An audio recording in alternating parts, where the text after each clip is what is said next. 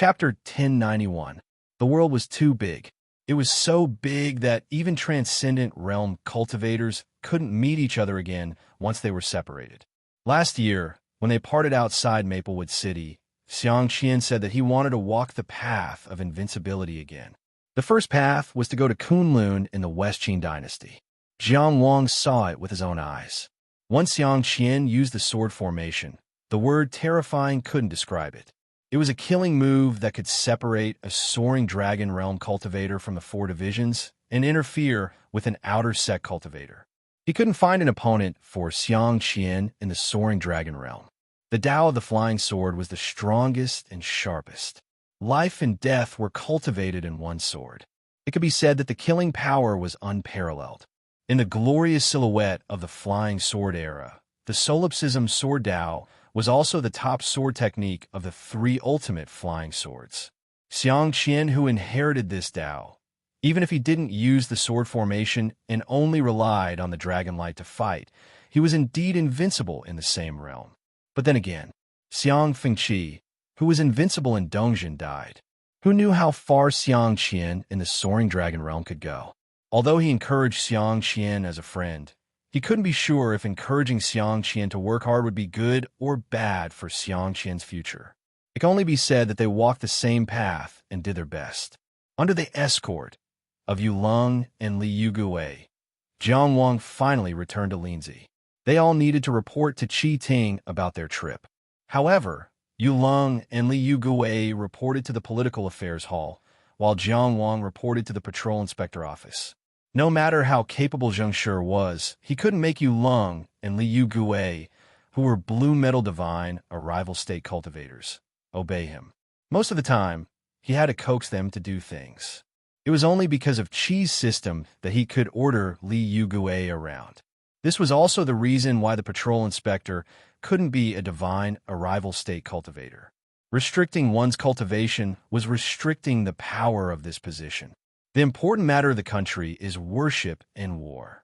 The Yellow River meeting was, of course, an important matter of the country. The Political Affairs Hall was in charge of this matter. Therefore, the officials and even the Prime Minister were very concerned about the participants of the Yellow River meeting. Yu Leng, Li Yugue, and Jiang Wang separated when they arrived at Linzi. However, they obviously had a tacit understanding on how to report, although they had never really communicated about it. Yu Leng and Li Yugue would definitely emphasize Jiang Wang's sobriety and diligence, as well as his quick-wittedness and decisiveness in times of danger, while describing the Pingping State's unrelenting treachery. In the description of the incident, Jiang Wang would emphasize that Yu Leng and Li Yugue had done their job well and protected them well. Although they did not catch the culprit in the end, they did not give the Pingding country any chance to take advantage of them. They were all smart people and would not lie at such a time. However, there were times when there was no need to lie. Just a slight adjustment of the emphasis could express a completely different meaning. In short, you're good, I'm good, everyone is good. For the time being, this matter was simply overturned. However, Jiang Wang still had a lingering fear from that night in Xingyue Plain, so he gave up the idea of traveling for a while. He did not know if the mysterious master of the Pingping State could use the Star Tower to bewitch him again in a place outside of the Star Moon Plain. However, if such terrifying experts were to target him and not let him go, they would have many unimaginable methods. Even with the Sanskrit chants left by Master Guanyin, there was no need for him to take the risk. It was better to do as Master Guanyin said, and improve his cultivation to heal his roots. For a period of time after that, there were only a few scattered, trivial matters. Nothing major happened in the Qi territory. As for the world, he could not care so much for the time being. Preparing for the Battle of the Yellow River was the right thing to do. In the Xiao Mountain Villa, he, Cheng Gung Sheng, and Shi Si were all cultivating hard. Outside the Xiao Mountain Villa, Linzi was still bustling with activity. People were living as usual. In the great illusionary land, the sparring with Swordsman Ning was still ongoing. Swordsman Ning demonstrated a new absolute sword technique and won a few rounds again. After he familiarized himself with it, he was able to suppress it again. Occasionally, He would spar with Zhuo Guangxu and help him complete the water realm technique. In this process, Zhuo Guangxu's own genius ideas and the vision of the Zhuo clan at Great Chu were actually quite beneficial to Jiang Wang's own fire world technique. Other than that, there was the challenge of the Blessed Land on the 15th of June. It could only be said that Jiang Wang had accumulated another round of experience fighting against experts. Of course, he also dropped from Tongbai Mountain to Pingda Mountain, which was 45th in the Blessed Land. He only had 370 merit points left every month. If not for the fact that he was already number 1 in the Great Illusionary Land and had more wins than losses, this little bit of merit points would not be enough to be used in the Sword Discourse arena. The merit points were not enough, and there were so many experts who flocked to it. This made him even more interested in the secret of the Blessed Land. Unfortunately, he was limited by his strength and could only watch. Yung Ginzuan did not come out. He should also be cultivating hard. Ji Zhaonan went to a bewildering world and became famous. The bewildering world where he arrived happened to have a battle for the island. He entered the battle alone and killed a 2-word sea race noble. The number of sea race commanders and generals he killed was immeasurable. He took the number 1 spot on the Ocean Merit list for the month of June. His Ocean Merit points steadily exceeded 100,000, and he became a 3rd-level Sea Guard. Speaking of which, he was only 1 level higher than Jiang Wang on the Ocean Merit list. It seemed that the difference was not far. However, the difference was, to Jiang Wang, the honor of being a Sea Guard added glory. However, Ji Zhaonan's existence showed the weight of this honor. The great Ji Zhaonan went out to sea and killed a sea race noble. He was only a 3rd-level Sea Guard. Was this not enough to show the weight of this honor? Cultivating hard did not know the urgency of time. While Tianjiao was immersed in cultivating hard, while people looked on with anticipation and nervousness, the time of the Yellow River meeting was finally approaching. Linzi City had always been bustling, but today it was especially noisy, especially the main road from the west of the city to the ceremony gate. Both sides were filled with people. The city guards formed a long line, and only then did they manage to create a smooth path for them to pass through. Today was the day when the Dachi soldiers set out for battle. The troops heading to the Yellow River meeting from the 108 city gates of Linzi were going through this ceremony gate. In an occasion like the Yellow River meeting, normal countries only needed to be brave and work hard.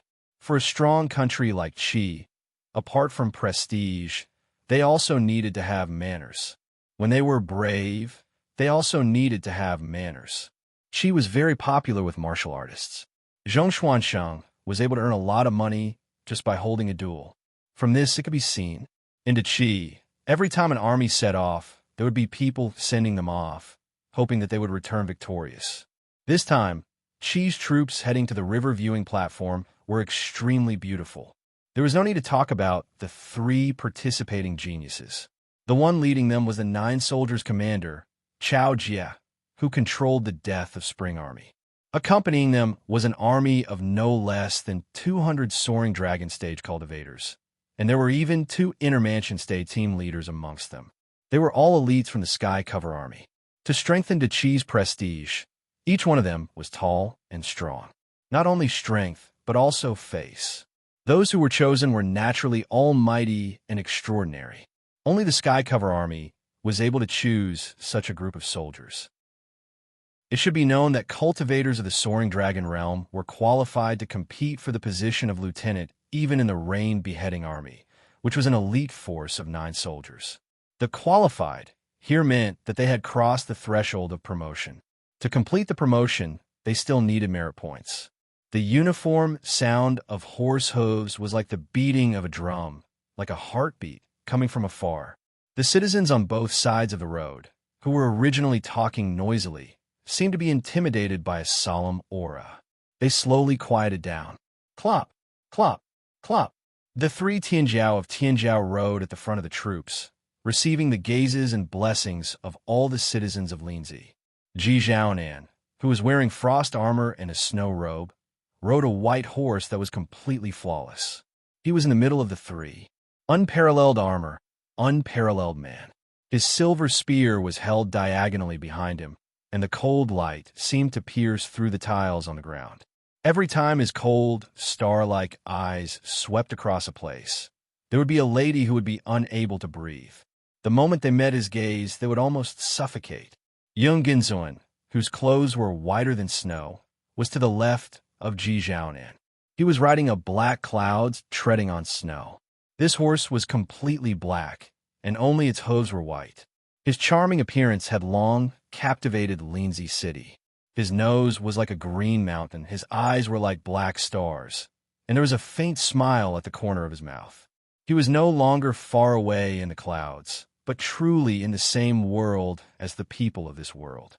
To the right of Ji Zhaonan was Jiang Qingyang, whose name had already shaken Linzi last year. He had defeated Wang Yiwu in the same realm, and it could be said that he had stepped on the title of the number one reaching heaven realm in history, becoming the center of attention of Linzi City. If it was said that not many people had personally witnessed that battle, then the battle at the invincible martial arts practice field afterwards was filled with spectators. The Tianjiao of the Lei family, Lei Zhanqian, who was known as monopolizing heaven and earth, was easily defeated by Jiang Wang. Almost everyone in Linzi City knew about this. Many people secretly said that Lei Zhanqian had actually been able to enter the list to fight with Jiang Qingyang in the selection of the Yellow River gathering this time. Perhaps he had used some connections. After all, Jiang Wuqi, the palace master of the Longevity Palace, had a good reputation, and not many people threw gossip at him. They only said that it was the Lei family's own shameless behavior.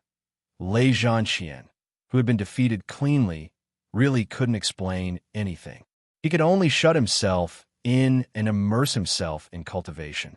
At this moment, Jiang Wang was riding a fiery red horse on the right side.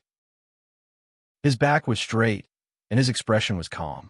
His sky-blue martial arts uniform was clean and neat, and there was only a simple white jade hanging from his waist. His long hair was tied behind his head, hanging quietly.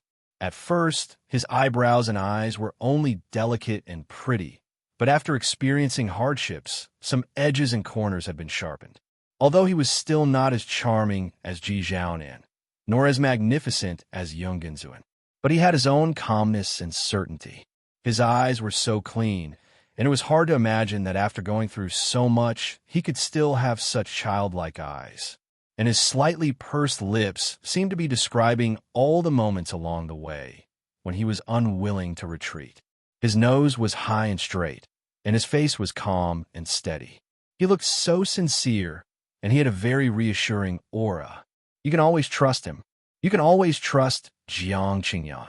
Riding side by side with the two Tianjiao, he had a unique charm and didn't give in at all. Behind them, there were two groups of cavalry from the Tianjia army, and everyone was wearing armor. Even the war horses were no exception. Those snow-white scales were dazzling under the sunlight.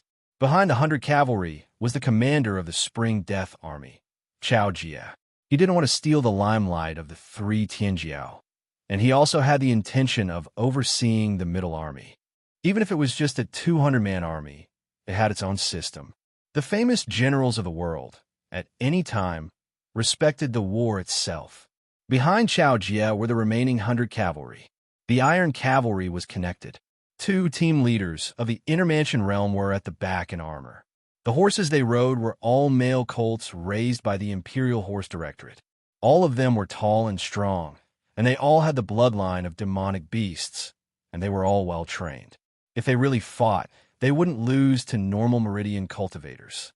When they worked together with the cavalry, they were really one entity, and their combat strength was almost doubled. Of course, the stronger the person, the stronger the mount to work with. Just like the precious colt that Yang Jinda rode on in the Qiyang battlefield. Although it was already a divine colt, it could only carry Yang Jinda, allowing him to focus all his energy and complete the battle in one go. If they wanted to increase Yang Jinda's strength, that horse couldn't do it. The cavalry's horses were all divine. Among them, the mounts of the three Tianjiao generals, Jiang Wang, and the other two were the best of the best, and were especially extraordinary. Before the battle, The Qi emperor had already passed down a decree to bestow these 3 divine colts to them. The original words were, "Before it's time to reward them for their bravery." Ji Zhaonan and Yung Genzuan, who were experienced and knowledgeable, were very happy, let alone Jiang Wang. In his opinion, his fiery red horse was even comparable to Sister Li's black removal. There was a small matter that could perhaps reflect the youthful nature of these 3 Tianjiao generals.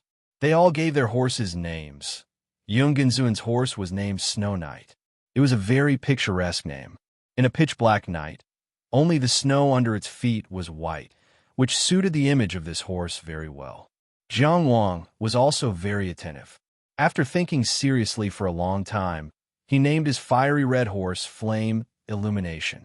This meant that when this divine colt galloped, it was like a flame illuminating the sky. It was very fast and dazzling. Ji Zhaonan was also very serious about naming his horse. When he was in the Imperial Horse Directorate, he circled the tall, white horse and thought for half an hour. In the end, his horse was named Little White. This mighty army walked on the main road. The people on both sides of the road were all silent. They only sent them off with their gazes. For thousands of years, the people of Qi had sent off their warriors time and time again. Some warriors returned in triumph, while others were buried in foreign lands.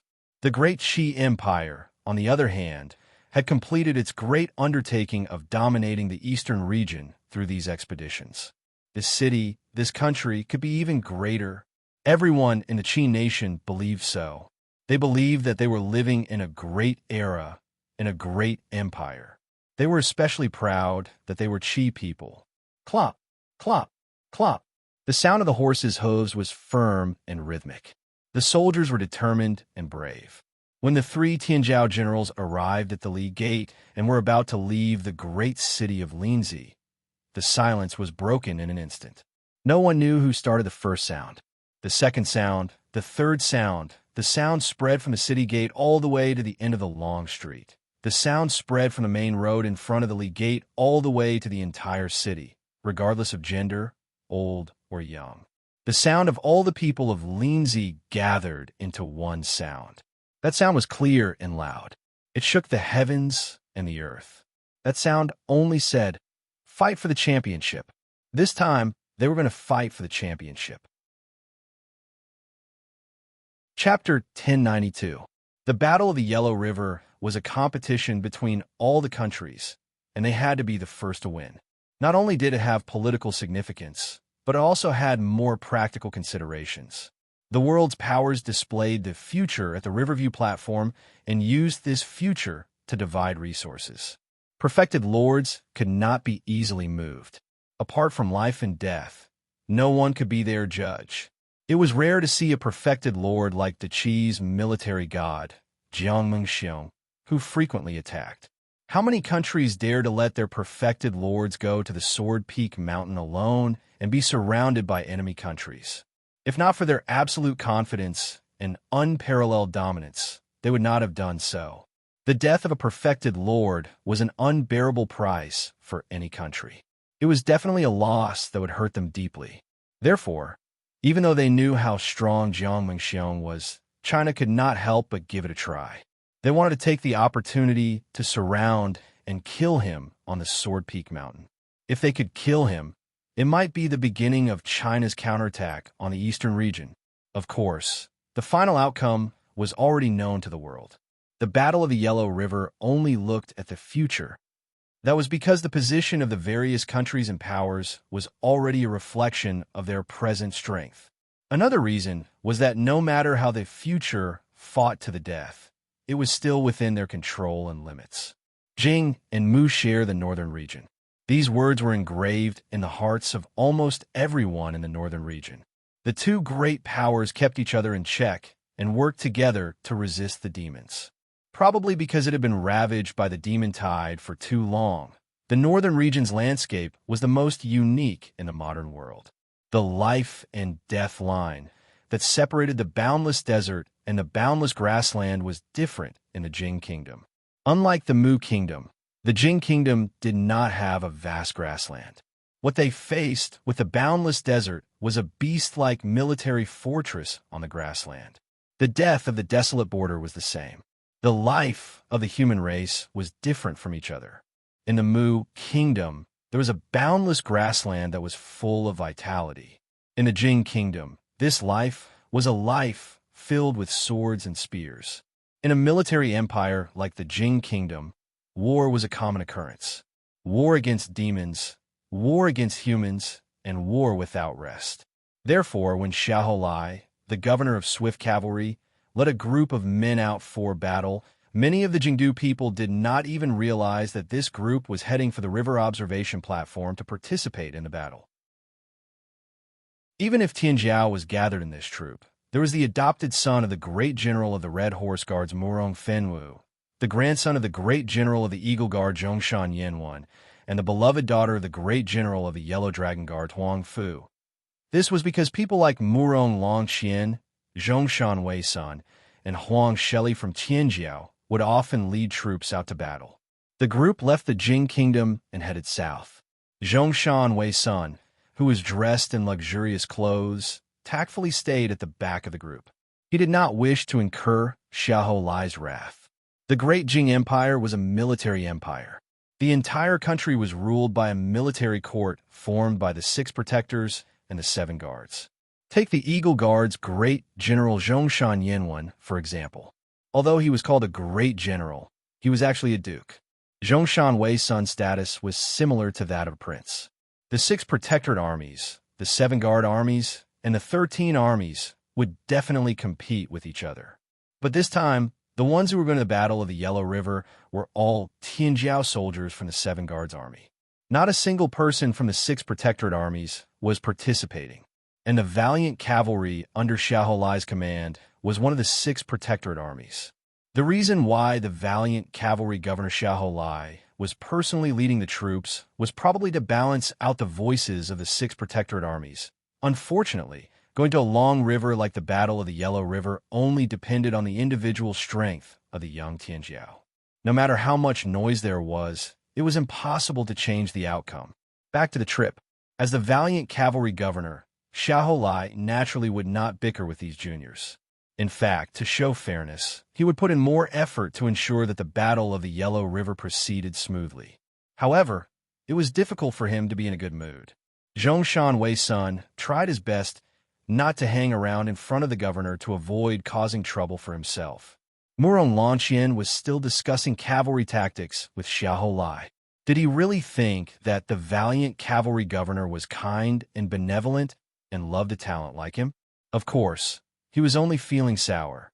Zhongshan Weisan knew that at the very least, he did not have the right to discuss cavalry tactics with Xiahou Lai within the Eagle Guard. The troops under his command were far inferior to Murong Longqian's in the Crimson Horse Guard. The battles he had experienced were also far inferior. Although he was confident that he would not lose to anyone in the art of military formations, he had not been tested in battle. No one would think so. Murong Longqian had already proven himself, but he had not. What are you thinking about? A woman with a healthy and beautiful figure calmly rode her warhorse to the back of the group. Under her control, the warhorse trotted nimbly with small, quick steps. It was extremely light. The woman's facial features were deep, and she was beautiful in a different way. Her skin was a healthy bronze color. It was so smooth that it looked like it had been refined in water. It was as if the harsh environment of the desolate border could not affect her at all. Such a beautiful woman was given a bald head as her name. That great General Huang was really... Zhongshan Weisan silently grumbled, but a gentle smile appeared on his face. I was thinking, he deliberately raised his chin towards Murong Longqian and Xiahou Lai.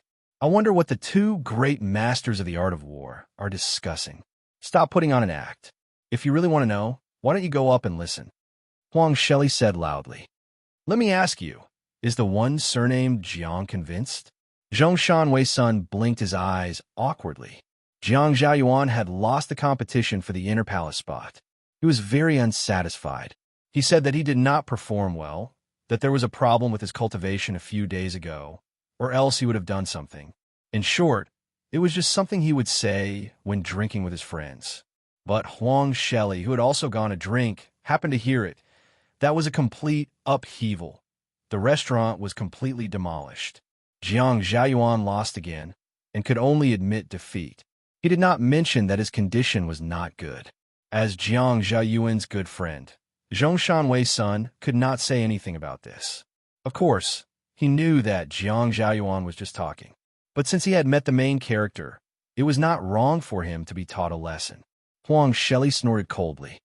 It seems like he is still unsatisfied. He turned his horse around and was about to leave. Yes. I'm already convinced. Zhongshan Wei's son hurriedly said. Looking at this girl's attitude, when they returned, she would definitely beat Jiang Zhaoyuan up again. He could only admit defeat for his friend. Huang Shelley said, losing to the world's #1 inner palace, there is nothing for him to be unsatisfied about. Zhongshan Wei's son laughed coldly in his heart. What world's #1 inner palace? His hair is long, but his knowledge is short. I know someone called Dugawu Di, but I don't know how much stronger he is than you. Of course, this person may have taken advantage of the loophole of the great illusionary land and not be a real inner palace. This ridicule could only be kept in his heart. With his cultivation, he did not need to be afraid of Huang Shelley. But that great General Huang was famous for being protective of his own. Today, he had offended Huang Shelley. That great General Huang was capable of bullying the weak. And his grandfather, Zhongshan Wei's son, was famous for being strict with his disciples. Talking about it made him want to cry. Everyone had different lives. Zhongshan Wei's son smiled gently. Thinking about it, other than Miss Huang, no one else has the qualifications to be #1 in the world. He was still free and happy when he was called Zhao Taizhu. Chapter 1093. Speaking of which, the people from various countries who went to the Riverview platform were usually in two groups. One group was going to participate in the battle, with Qianjiao as the core. They were led by strong people and accompanied by small groups of soldiers. They usually set off first. The other group was going to watch the ceremony. Most of them were high-ranking officials and nobles in the country. They either wanted to see the world or participate in negotiations. There were so many. The former was considered an expedition, while the latter could only be considered a tour, so they wouldn't set off together. Of course, the so-called freedom to watch the ceremony was limited to the 6 hegemonic countries in the world. Although the Riverview platform was vast, there weren't that many seats to watch the ceremony. Except for the 6 strongest countries, the seats were very limited. Compared to the teams of many countries, the team of the Mu Empire was somewhat different. Those who set off for the battle, and those who watched the ceremony set off at the same time. It was almost the front team followed the back team. At the front was the team that set off for the Yellow River meeting. The 3 Tianjiao participating in the battle were escorted by the Tsangta Divine cavalry riding giant wolves. The vigorous and majestic divine wolves were enough to make everyone who saw them feel shocked. And not far behind this team, some rode horses, some drove, and some walked. It was a team that seemed to be on a scenic tour. The nobles brought a lot of servants and slaves to serve them, making the whole team even more bloated. In other words, it could be said to be vast and mighty. The golden-crowned priest of the temple, Nemo Duo, who led the team, had no objections to this. In fact, this big shot didn't show his face much. He prayed in the carriage the whole time. In that case, the others had even less to say. Zhao Ruqing, who was wearing a bronze mask, was mixed in with the Yuan family's viewing team. Yuan Duo didn't want to go to the Riverview platform. He couldn't bear to see the Jin family's arrogant look. However, Sugi was going to the Yellow River meeting to watch the ceremony. He casually asked a few clansmen to take her, but he was very worried. If anyone had a conflict with Ruqing Sugi on the way, although Ruqing Sugi was strong, she would inevitably suffer in the team of the Mu Empire. Although the nobles who could go to the Riverview platform to watch the ceremony didn't dare to look down on the Yuan family, there weren't many who would give face to Yuan Duo. However, he wasn't willing to squeeze into the cavalry, even if it was only in name to protect the 3 heavens chosen of the nation. Therefore, he ended up mingling with the spectators. Along the way, he and Ru Cheng traveled together on horseback, enjoying the scenery of 10,000 li of rivers and mountains. It was quite spacious. It was a pity that this fellow refused to step onto the stage to fight. In order to expel Jean Gu smoothly, he had made a lot of preparations in secret and spent a lot of time and effort. Unfortunately, Ru Chengcha refused to play, and everything was in vain. Hey! As the group moved forward, Yuan Duo suddenly nudged Zhao Ruching with his elbow and winked. "They're here." His tone was very cheerful.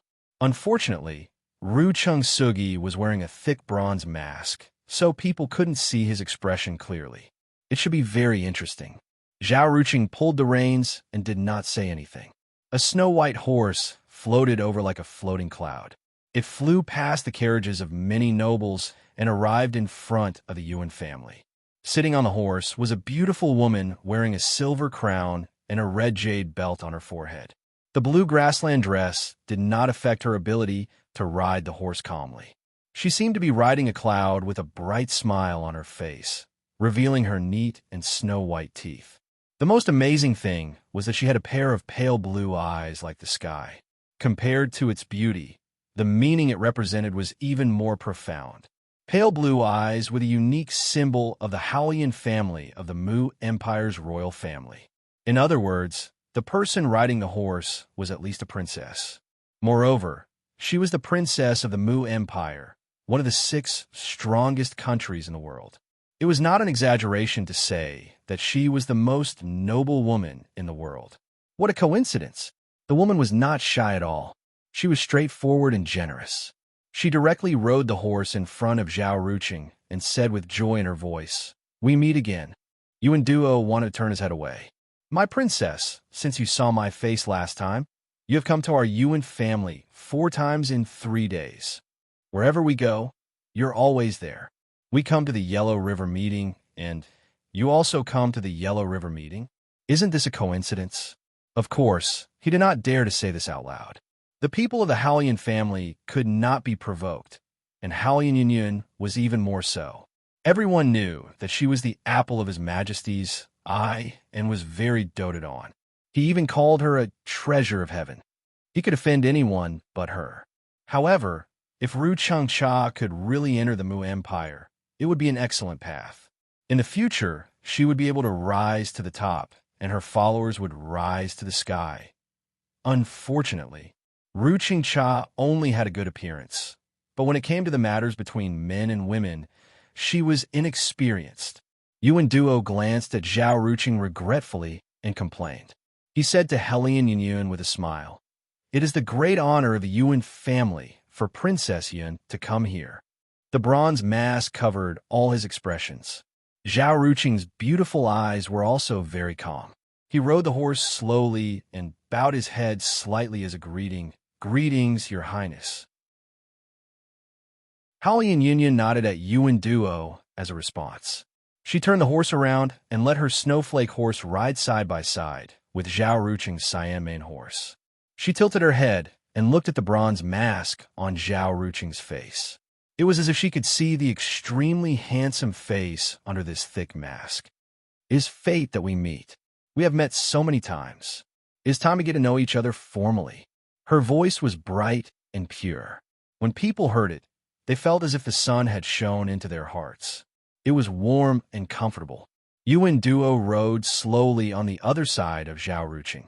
He laughed heartily and said, "Ha, you are right, Your Highness. As the saying goes, heroes cherish heroes. We should get to know each other well. I, Yuan Duo, have a dignified appearance. I have also captured the hearts of many beauties. Although I am not as handsome as Ru Chengcha, I could be considered powerful and handsome, right? It is not appropriate for you to treat me as heir. No matter what, I'm also 8 feet tall. Boss is alone." However, Helian Yunyun glanced at him with her pale blue eyes. "Yuan Duo, do you still have something to do?" "Ha!" Yuan Duo laughed heartily again and patted his forehead. "Look at my brain. I have forgotten such an important thing. I'm going to get busy. Don't worry about me. You guys talk." He did not even have time to say goodbye to Zhao Ruching before he turned around and left dejectedly. As for what was so important, there would be. Hellion Yun looked back at Zhao Ruching with smiling eyes. What is your name? She was the great Mu princess. Of course, she knew Zhao Ruching's name by now. She already knew how Zhao Ruching and Yuan Duo met, as well as what Zhao Ruching did in the desolate border. However, even though she already knew, she still had to go through the motions. This was the fun part. Zhao Ruching said indifferently, I am Zhao Ruching. It was neither close enough nor cold enough. After all, he still had to mingle with the Mu country's team to attend the Yellow River meeting. There was no benefit in offending the Mu country's princess. Hellion Yun smiled and said, My name is interesting. My mother said that people always talk about how the Hellion family is so and so, so and so, and so on. Let them say what they want. I am her daughter. I'm a Hellion family. My whole life is Hellion Union. That is why I am called this name. She looked at Zhao Ruching. You could just call me Ayun. Chapter 1094. Princess Hellion Yun of Great Mu bent down to greet him. Her smile was like a flower, warm and sunny. But Zhao Ruching just nodded and said, Your Highness Yun. He refused to call her intimately and deliberately kept a distance. Hellion Yun was still smiling, as if she didn't mind. Do you like the grasslands? She asked again. It's the same everywhere, Zhao Ruching said. It's different now. Hellion Yun laughed. Zhao Ruching was speechless. He wasn't some raw melon egg. The so-called 5 heroes of Maple Forest were also the rich guests of Maple Forest City. But in reality, they were all dull, silly, and dazed. Only Fong Pingjiu could understand some women's thoughts, but he was more interested in the so-called future and was rarely distracted. When it came to having tender feelings for the fairer sex and being a womanizer, those 4 added together were far from being able to compare with this Zhao. But first, he really wasn't in the mood now, and second, he really didn't want to die now. Even if he wanted to die, he didn't want to die in such a tragic way as offending Emperor Mu. This woman in front of him couldn't be provoked. He could only be Ling He's big brother for once and learn from Du Yehu. Unromantic. Hellion Yun turned her head and looked ahead seriously. Ruching, you must have been to many places. Actually, not many, Zhao Ruching said. Your temperament is different. You're a person with a story. There's no story, there's only accidents. What are the accidents? Why don't you tell me? Let's not talk about it. Some very boring things are boring to talk about. Then I'll tell you some interesting things. I like to hear the details. Just like that, the two of them chatted casually. But Hellion Yun's mount, the snowflake colt, suddenly turned its head and rubbed against the head of the cyan-bristled horse. The cyan-bristled horse turned its head to avoid it, but the snowflake colt snorted, and it immediately became obedient. The horse's hooves didn't stop, but its head seemed to be frozen, motionless and allowing the colt to rub against it. After a while, the snowflake colt snorted again, and the cyan-bristled horse came back. The horse that Yuan Duo had prepared for Zhao Ruching was naturally not bad, but compared to Hellion Yun's mount, it was on a completely different level. It was well-disciplined and obedient. The two horses were walking intimately, their ears rubbing against each other. The person on the horse inevitably felt a little awkward, but Hellion Yun smiled brightly, as if she didn't feel anything at all. Zhao Ruching, who was wearing the bronze mask, was also speechless. At the very front of the entire troop, surrounded by wolf riders, there was a large cart pulled by a white yak. Lord Song Yun, who was known as the divine envoy of the present world, was sitting in this large carriage. Many herdsmen on the grassland regarded him as a god. They worshipped him in their tents and prayed to him during disasters. He roamed the grassland alone and saw countless people. White Fur Wind, beast-tied horse bandits. In many dangerous moments, he was there. His benevolence spread throughout the grasslands and was sung by the herdsmen. But he was still very mysterious. There were only a few people who had seen his true appearance. Or it could be said that only a few people who had seen his true appearance could remember him. Sitting in the large carriage with Song Yun was the golden-crowned priest of the Temple of God, Na Mo Duo. This golden-crowned priest, who had only shown his face at the beginning of the journey, was praying for this journey and for the blessings of the Mu Empire. The specific matters of the expedition were handled by the accompanying temple knight captains. The priest's duty was only to serve the god. Moving one's line of sight further back, in the middle of the expedition, there was a thin figure riding a short-legged horse. He wasn't considered strong, compared to the tall and sturdy temple knights around him. He looked even thinner and weaker. His horse looked very ordinary, but in the middle of the giant wolves, it was very relaxed and at ease. It trotted cheerfully and trotted forward. As for himself, he was expressionless and silent. If someone observed carefully, they would see that the giant wolves ridden by the Tsangta divine cavalry around him occasionally looked at him with a very intimate gaze, without any fierceness. This kind of intimacy that came from the heart was probably one of the reasons why the short-legged horse was so calm. He was born as a cavalryman of the king's tent, and his name was Na Liang. He was once affectionately called Wolf Child by the Empress. This was because he was abandoned on the grassland when he was still a baby.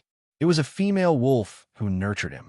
He had always lived in a wolf pack and thought he was a wolf, until he met a human. The first herdsman to meet him was surnamed Na. He was also surnamed Na. As for the good character, it was a part of the wolf character that he gave himself after he learned how to read.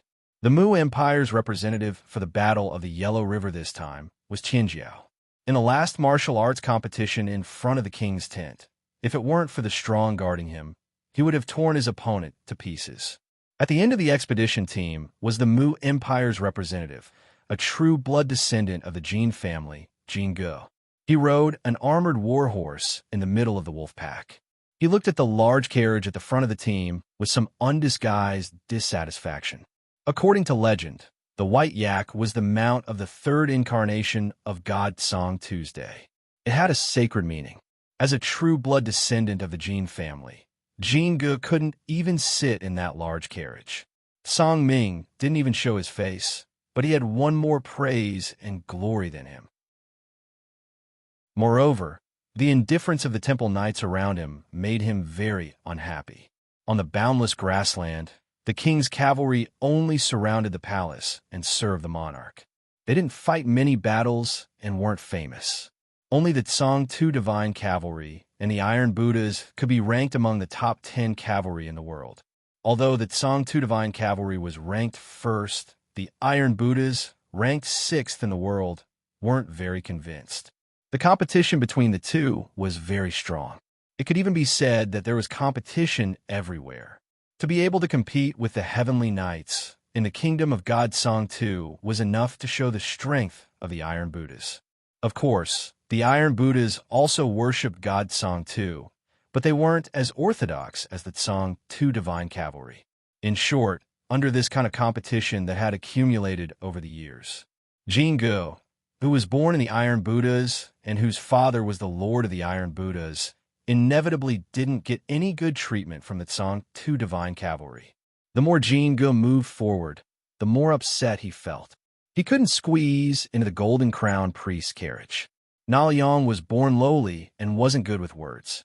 He didn't even have someone to talk to. The Tsang-Tu divine cavalry that accompanied him all had their chins raised to the sky. They almost had the words, "Iron Buddhas can't do it," hanging on their faces. However, he couldn't lose his temper. The temple knights didn't even look at him. He couldn't say that he was provoked. More importantly, even if he lost his temper, there was a golden crown priest and a present oracle present here. Either one of them could make him suffer. He simply pulled the reins, turned the horse around, and went back to the crowd behind him. With the time to be upset, he might as well talk to Princess Yun and build a relationship. What the F***CK are they doing here? Digression. If I write from morning to night, every day, sitting in front of the computer for 10 hours and using all my strength to write, I can only make you feel that it's water. Then I feel that you don't need to read my book. I'm not angry. I'm not saying strange things. I'm indeed writing the book in my best state. The plot is also under my control. It's progressing in an orderly manner. How many new and old characters will appear in a Yellow River meeting? These Qianjiao, even the families, forces, and countries behind them. Their relationships are enough to affect the entire Red Heart world. It can be said that every Tianjiao is at the node. Am I not drawing well now? Look back. How many new people and forces have appeared in the past few days? Which one is not clear?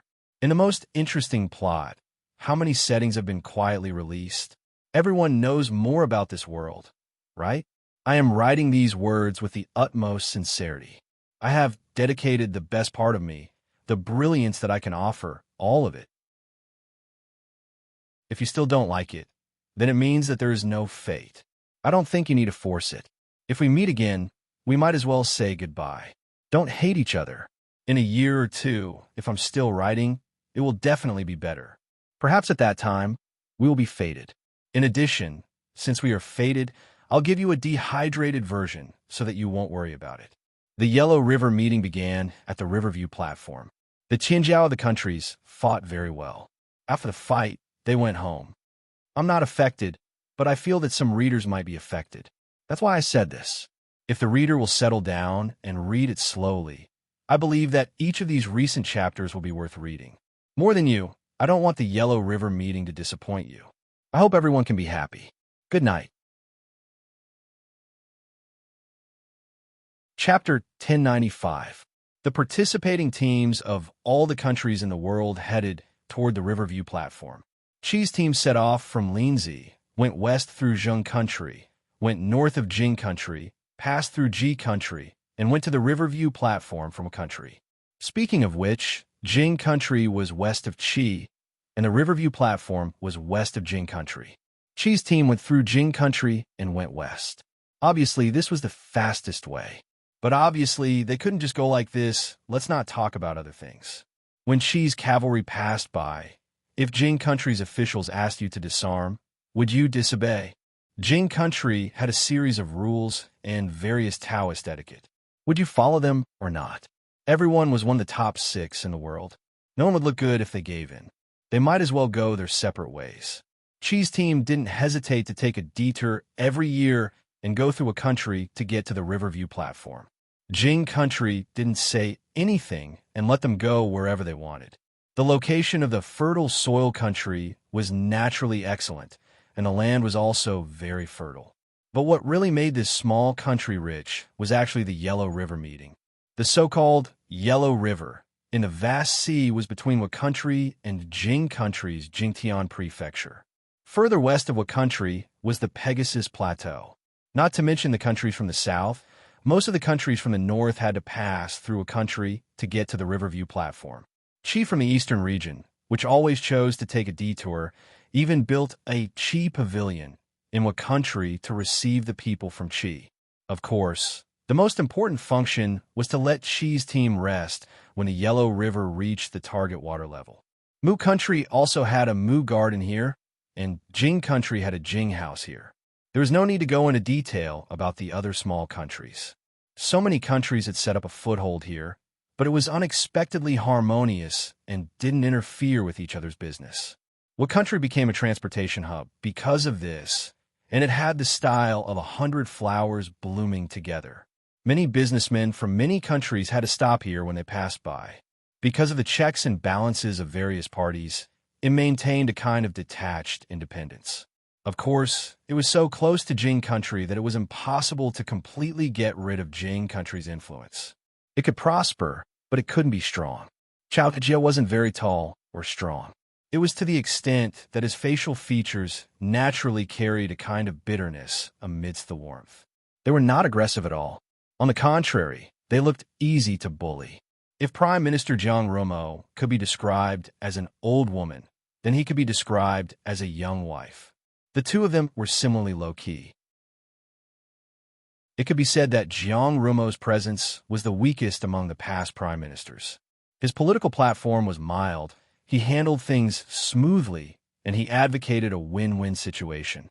Often it was like the spring wind and rain, silently moistening things. Without leaving any traces, the matter had already been settled. There was an old incident that might explain Jiang Rumo's way of doing things. Back when he was in the Ministry of Rights, there was an assistant minister who saw him as his biggest competitor and made him his enemy at every turn. If it was an ordinary person, they would have long thought of ways to kill their opponent. Along the way, countless political enemies had fallen behind those high-ranking officials. But what did Jiang Rumo do? At that time, he had a rare opportunity to be a county governor. Having served as a prefectural governor and had the experience of overseeing a region would be very useful for entering the political affairs hall. Jiang Rumo had a higher chance, but he gave it up on his own accord and went to the political affairs hall to recommend the assistant minister, who was his enemy. When the assistant minister became a county governor, he even went to Jiang Rumo to show off in front of him and mocked him. Jiang Rumo also had a smile on his face as he dried his spittle. In the end, the assistant minister's teacher could not take it anymore and told him the inside story. Only then did he know that he was able to become a county governor because of Jiang Rumo's recommendation. From then on, he was completely convinced by Jiang Rumo and even said, "I am willing to guard the courtyard for Assistant Minister Jiang." As for Jiang Rumo, he had one less opponent in the Ministry of Rights and one more friend outside of the capital city that he appreciated. The other officials in the Ministry of Rights also admired him because of this. He was able to do things smoothly and had many achievements. A few years later, there was a vacancy in the Minister of Rights, and almost all the officials in the Ministry of Rights recommended him to take over. From then on, he was unstoppable and his career was smooth sailing. He entered the Political Affairs Hall and became the Minister of Rights. Even now, he was the Prime Minister of Deqi and was in charge of the Political Affairs Hall. In comparison, Chao Jie in the Military Affairs Hall did not have much of a reputation. He was not like Xiong Tu, who was a famous general that could stop children from crying at night. He was also not like the military god Jiang Mengxiong, who was invincible and undefeatable. He fought many battles, but he did not lead any famous battles. In some famous battles, he would either cooperate with this famous general or that famous general. In short, he was stable. While other generals shone brightly, he sat at the back. He always took the secondary merit and subordinate merit. Moreover, he had lost many battles. The number of times he was defeated was more than the other 9 generals in the Military Affairs Hall added together. However, he had never lost an entire army. No matter what the battle situation was, he was always able to save a portion of his army and retreat. But that was all there was to it. Counterattacks and turning defeat into victory had rarely happened to him. It was such a general who did not seem to have any merits or mistakes, but his ranking in the Military Affairs Hall was only below Jiang Mengxiong.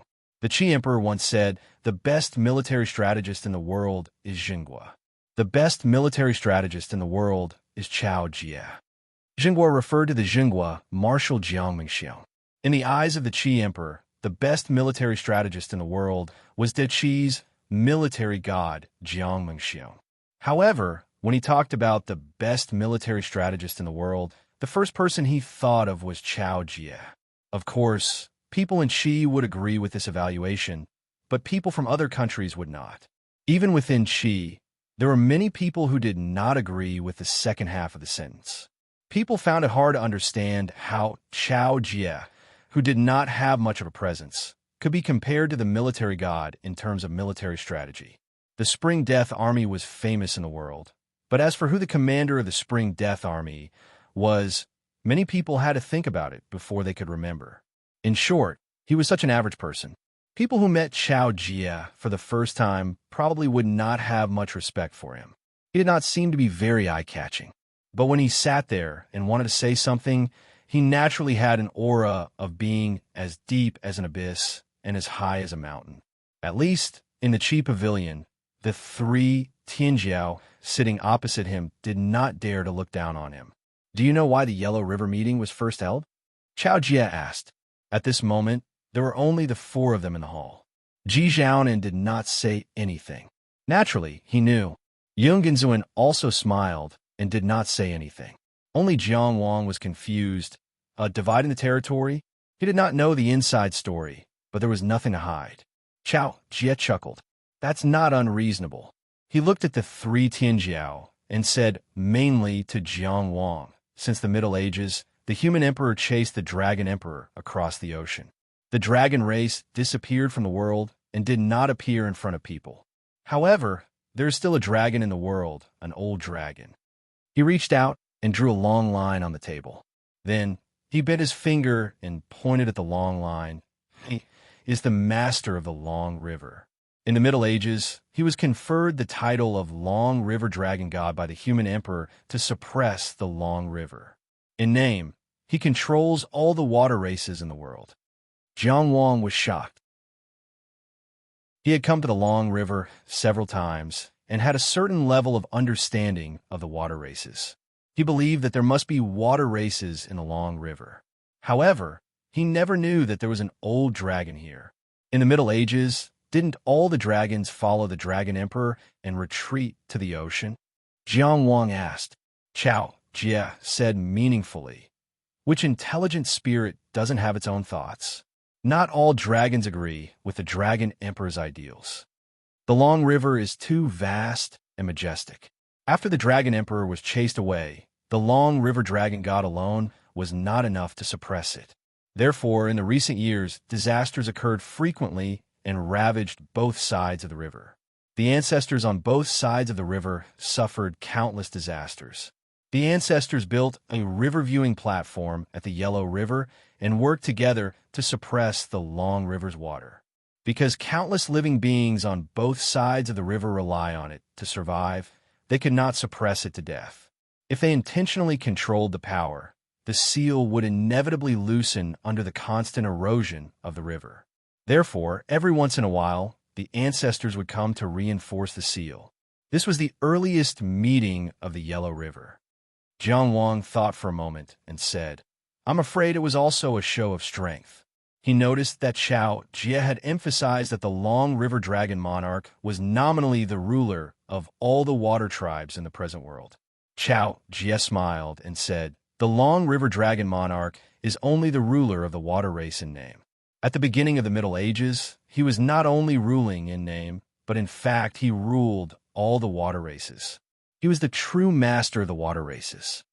Jiang Wang could not help but think, wouldn't that be another dragon emperor? However, after losing the support of the other dragon races and half of the water races retreated to the sea, the power and strength of this master of the water races were greatly inferior to that of the dragon emperor. The division of the water races must have something to do with the human emperor's plan. This Long River Dragon God should be the human emperor's pawn in the water races.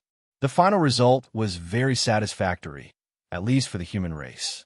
After the division of the water races, they could still dominate the sea and fight back against the human race of the East region in the bewildering world. This showed how powerful the water races were in the beginning. In such a glorious era, the human emperor Lai Shan chased the dragon emperor to the sea and the water, splitting race to the river, stabilizing the human race's position as the master of the world. It was a great achievement. After a long time, the Long River Dragon God gradually lost the power to rule all the water races in the world and only became the master of the water races in name. In reality, the water races were either self-governing or co-governing with the human race. The only thing that the Long River Dragon God could control was the river. He might not be able to control the river, because every time the Yellow River Gathering was a time for the various countries to suppress the water level and show off their power.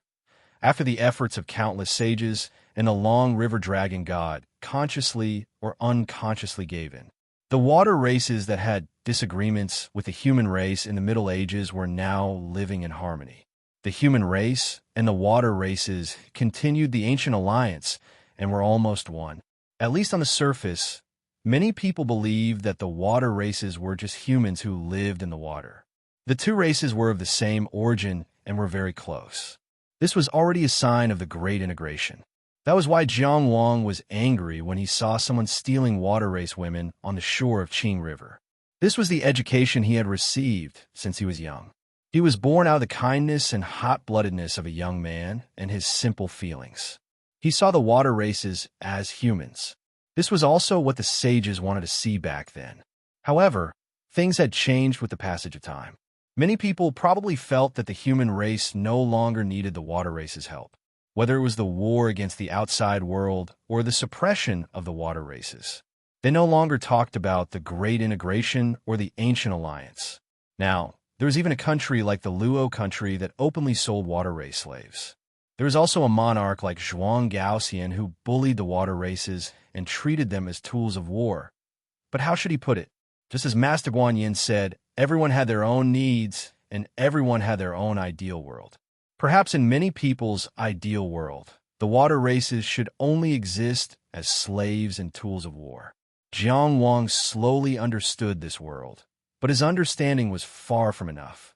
He had been thinking along the way, but he did not dare to say that his thinking was right. He wanted to get some guidance from Chao Jie. However, Chao Jie did not continue this topic. Instead, he changed the topic. Except for Zhao Jinao, do you two know what's the distribution of the Yellow River gathering? Yung Genzuan smiled, but did not say anything.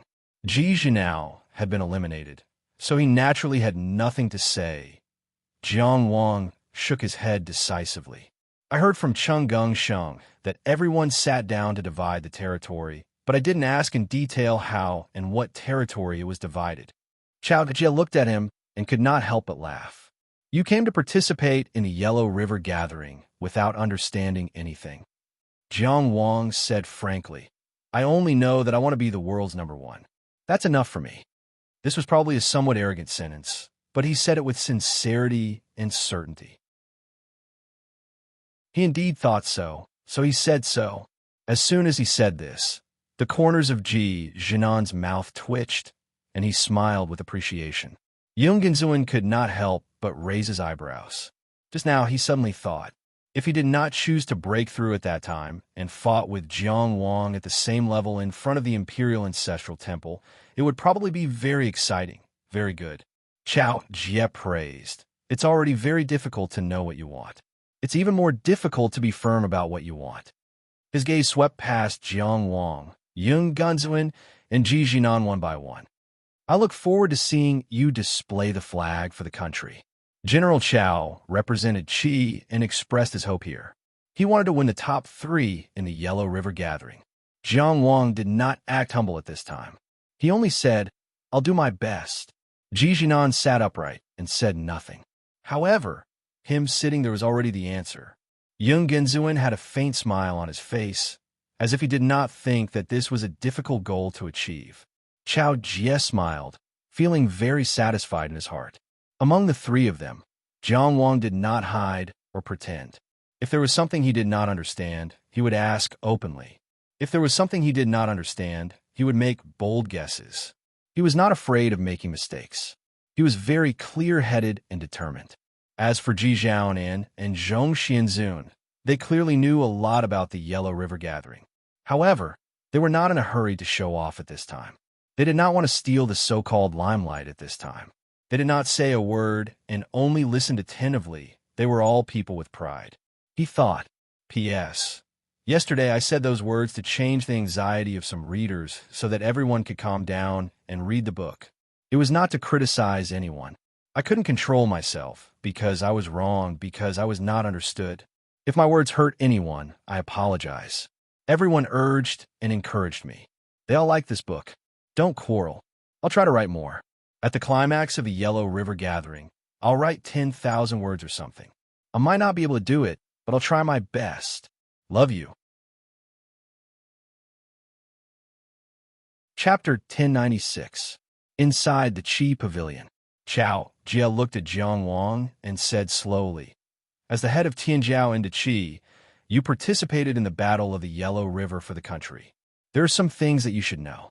I've already told you about the origin of the Battle of the Yellow River. What I'm going to talk about next is resources. Do you know the origin of the Meridian Unlocking Pill? He asked. The origin of the Meridian Unlocking Pill. Thinking of the old demon he saw in Su country, Jiang Wang vaguely guessed something. He said softly, I know a little, then I don't have to waste my breath. Chao Jie said with a sigh. As everyone knows, we humans won the war with the demon race and became the masters of the present world. It was a tragic war that happened in ancient times. It was related to the sovereignty of the present world and the survival of the human race. The war engulfed every corner of the present world. No intelligent spirit could stay out of it. The demon race was chased out of the world, and the human race became the masters of the present world. The long and dark ancient times ended. How long that era was can no longer be verified, but it's already over. He changed the topic. However, the demon race's counterattack never stopped. They attacked again and again in the outside world, regardless of the cost and life. The blood of the human race and the demon race never stopped. The early history of the ancient times was the history of the war between the human race and the demon race that counterattacked the present world. But this situation changed in the middle of the ancient times. The second human emperor, Yu Xiong, and 3 Tao masters built the gate of 10,000 demons and completely cut off the demon race's hope of returning to the present world. Taoism was the earliest cultivation source. The Tao at that time was the Tao of the Great Tao. All cultivators were called Tao. Later, with the continuous development of the cultivation world, there was a gradual differentiation. The present world's 100 schools all recognize Tao as the cultivation source. The 3 schools of Taoism today have been passed down from ancient times and were all orthodox. But this Tao was only the Tao of the present world's Taoism. It could not include so much. The human emperor, Yu Xiong, and the 3 Tao masters were, of course, great existences. Completely cutting off any hope of the demon race's counterattack was also a supreme contribution to the human race. However, it was indeed Jiang Wang's first time hearing about the gate of 10,000 demons. It was even to the extent that if it wasn't for him following Ying Guan that time and investigating Pine Wave City in Su Empire, he wouldn't even know what a demon was like. It was even harder to understand a relationship between the demons and the meridian unlocking pill. Jiang Wang said hesitantly, "This door of 10,000 demons," Chao Jie confirmed his guess. Jing country's capital, Tianjing City, is right above the gate of 10,000 demons. The kingdom of Jing and kingdom of Mu were fighting against the devil race on the border of life and death. The Qi kingdom had allied with the small countries in the eastern region and the forces of the nearby islands to fight against the sea race in the bewildering world for many years. There was no reason for the Jing country to rule over the central region and not bear any responsibility. So that's how it was. Jing country, which was faintly known as the most powerful country in the world, was actually guarding the demon race. "I see," Jiang Wang muttered to himself. As the saying goes, the Son of Heaven guards the gates of the country, and the monarch dies for the country. Great ancestor Jing, who built Tianjing City, was indeed a great existence. Chao Jie smiled. However, the demon race was our mortal enemy in the primordial age. Now, they can only be considered as cultivation resources. Since the demon race could become the raw material for the meridian unlocking pill, they could naturally be considered cultivation resources. However, the Jing country can't bear the demon race alone. He can't bear it either. Which country doesn't have an army to fight behind the gate of 10,000 demons? It turned out that all the powerful countries had armies behind the gate of 10,000 demons. In other words, having the ability to send an army to fight behind the gate of 10,000 demons was one of the criteria for a powerful country. In addition, Jing country and Mu didn't gain anything from fighting the devil race. There's no need to mention Qin Chu. When the Qi fought the sea race, their Tao meridians couldn't be used due to the mutation of the sea race. Jiang Wang, you're a stage 2 ocean guard. Zhaonan also went to the bewildering world this time. I'm sure you all know how poor the sea race is. After thinking about it, we can only gain something after the gate of 10,000 demons. Moreover, it's a fundamental gain that involves the meridian unlocking pill. The war is the war of the entire human race. The gains are also the gains of the entire human race. Jing country can't take everything for himself. Chao Jie finally said, "What kind of resources will be distributed at the Yellow River meeting?" "That's what will be distributed." He glanced at Ji Zhaonan and said, "Zhaonan, you've been fighting behind the gate of 10,000 demons all year round. Tell them." It was no wonder that Ji Zhaonan knew the truth about the Yellow River meeting. It was no wonder that an expert like Ji Zhaonan rarely appeared in Linzi and was rarely seen. It turned out that he had been fighting the demon race behind the gate of 10,000 demons all along. Jianwang finally understood where the murderous aura on Ji Xiaonan's body that couldn't be removed came from. Ji Xiaonan's unparalleled armor had been put away after leaving Linzi. At this moment, the Xiaohua spear was also in the storage box. He was wearing a frost-colored martial attire. There was nothing in his hands, but his posture was straight and sharp. At this moment, he laughed bitterly and said, "The demon race isn't that easy to fight." In fact, in the ancient times, the gains of the war between the human race and the demon race didn't make up for the losses. Otherwise, the sages wouldn't have worked so hard to build the gate of 10,000 demons. However, later on, the sages devoted themselves to research and catalyzed wild beasts into ferocious beasts. Using the demon race as a guide, they created demon beasts with natural Tao meridians. From then on, the meridian unlocking pill had a new source. A demon race could create many meridian unlocking pills. At this time, the gains from conquering the demon race could barely be balanced. After generations of development, it could be said that the gains outweighed the sacrifices. However, this outweighed sacrifice was also extremely tragic. Ji Xiaonan added some ancient secrets before continuing. The world behind the gate of 10,000 demons is very vast. The demon race itself is made up of many tribes. Naturally, some tribes are difficult to fight, while some are easy to fight. Some places are dangerous but have high profits. Some places are dangerous but have low profits. There are also treasure grounds where the danger is low, but the profits are considerable. He looked at Jiang Wang and said, "When you talk about dividing the territory, you mean dividing the territory behind the gate of 10,000 demons." It turned out that demon beasts weren't born from heaven and earth, but were cultivated by the human race. It was to increase the production of meridian unlocking pills. It turned out that the war between the human race and the demon race had not ended since ancient times. Jiang Wang sat up straight and said solemnly, "Jiang Wang has learned something. With Ji Xiaonan's background and talent, what good place could he not go?" However, he had been quietly killing behind the gate of 10,000 demons. If it weren't for this Yellow River meeting, Jiang Wang would only know that 3 disciples of the army god were still alive.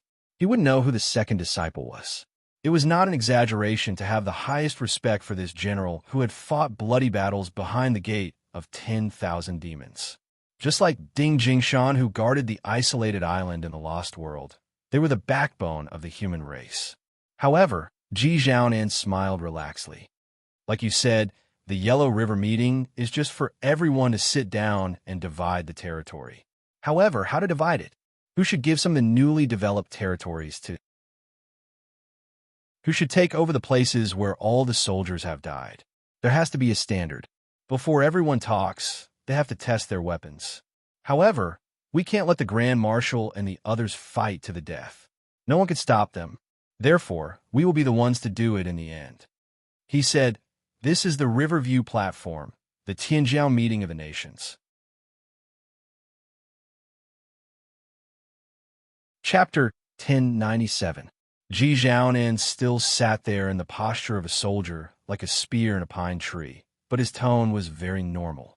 "That's why I came back from the front line, so that my Dachi soldiers can get a few good territories behind the Gate of Demons. Fewer people will die, more resources will be gained. Fewer people will die, more resources will be gained." This was such a simple sentence, yet it carried so much weight. The faint smile on Yung Gunzuin's face completely disappeared at this moment. Therefore, he no longer had a sense of intimacy. His elegance and pride could completely make people feel distance. Now he was very serious. Jiang Wang's mood was also different. Jiang Wang said that he only needed to know one thing about this Yellow River gathering. He wanted to be number 1 in the world. That was all he needed to know. Nothing would affect his determination. He was doing this for his position in Qi, to be able to help Cheng Gongsheng better, and to settle down earlier so that he could take good care of his sister. Therefore, he had to do his best to be number 1 in the world. However, after listening to Chao, Jie, and Ji Xiaonan's narration, he finally understood the meaning of the Yellow River gathering. He felt the weight of the Yellow River gathering. They were not just fighting for number one in the world on the Riverview platform, nor was it just for national glory. It was also for practical national interests. After the victory or defeat, countless resources and countless lives would be lost. No wonder the countries in the world attached so much importance to it. No wonder all the Tianjiao came to compete. Jiang Wang had always said that he would do his best, and he would indeed do so. However, there was a prerequisite, and that was to keep the astral path divine ability. Once the astral path was exposed, it would definitely be broken by Tianjiao of the same level. With Tianjiao's talent and background, they would find a way to resist the worst situation. This was something unavoidable. However, Jiang Wang was even thinking at this moment. For the weight behind this victory or defeat, if necessary, could he sacrifice more? For example, not keeping the astral path. We will display the flag for the country, Jiang Wang said seriously. Display the flag on 3 sides, Yung Gunzuin continued. Ji Zhaonan smiled. Of course, between the 3 of them, there was no good relationship between any of them. There were all kinds of contradictions. Jiang Wang and Yung Gunzuin had a conflict because of Cheng Gongsheng. Yung Gunzuin and Ji Zhaonan had a conflict because of Wang Yiwu. Jiang Wang and Wang Yiwu were fighting to the death. As Wang Yiwu's senior brother, Ji Zhaonan's stance was obvious. But at this moment, because of the same weight they were carrying, they had a common goal.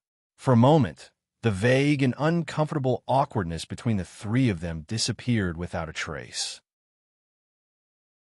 This was also the reason why Chao Jie had gathered them together to discuss the Yellow River gathering. Although the 3 of them were participating in a battle of different levels, the 3 armies had to be united before the final battle. This was a simple principle of military strategy. Chao Jie was the best fighter in the world. As the capital of the fertile soil country, Feng City was quite prosperous compared to the capitals of many small countries. At least in Jiang Wang's eyes, there were few places that could compare to it. There was a Feng City in the Yangland. Its name was very similar to Feng City's. But Feng City of the fertile soil country was rich in more than just song. When he entered the city, he saw the bustling crowd. The bustling atmosphere almost made Jiang Wang think that he was in a Qi city. As far as the eye could see, there were thousands of buildings and hundreds of styles. It was quite admirable that the styles of the different countries were so harmoniously unified. Although this city couldn't be compared to Linzi, it was indeed a rare and prosperous place. Of course, this wasn't the case for Yuan Duo. What? This is far worse than our imperial court, Yuan Duo muttered as he walked. They say that this is a place of clothes, and that we are some who and barbarian. TSK, TSK. There was a bit of resentment in his tone. He grew up on the grassland and later guarded the border between life and death. Indeed, he hadn't seen much of the scenery of other countries.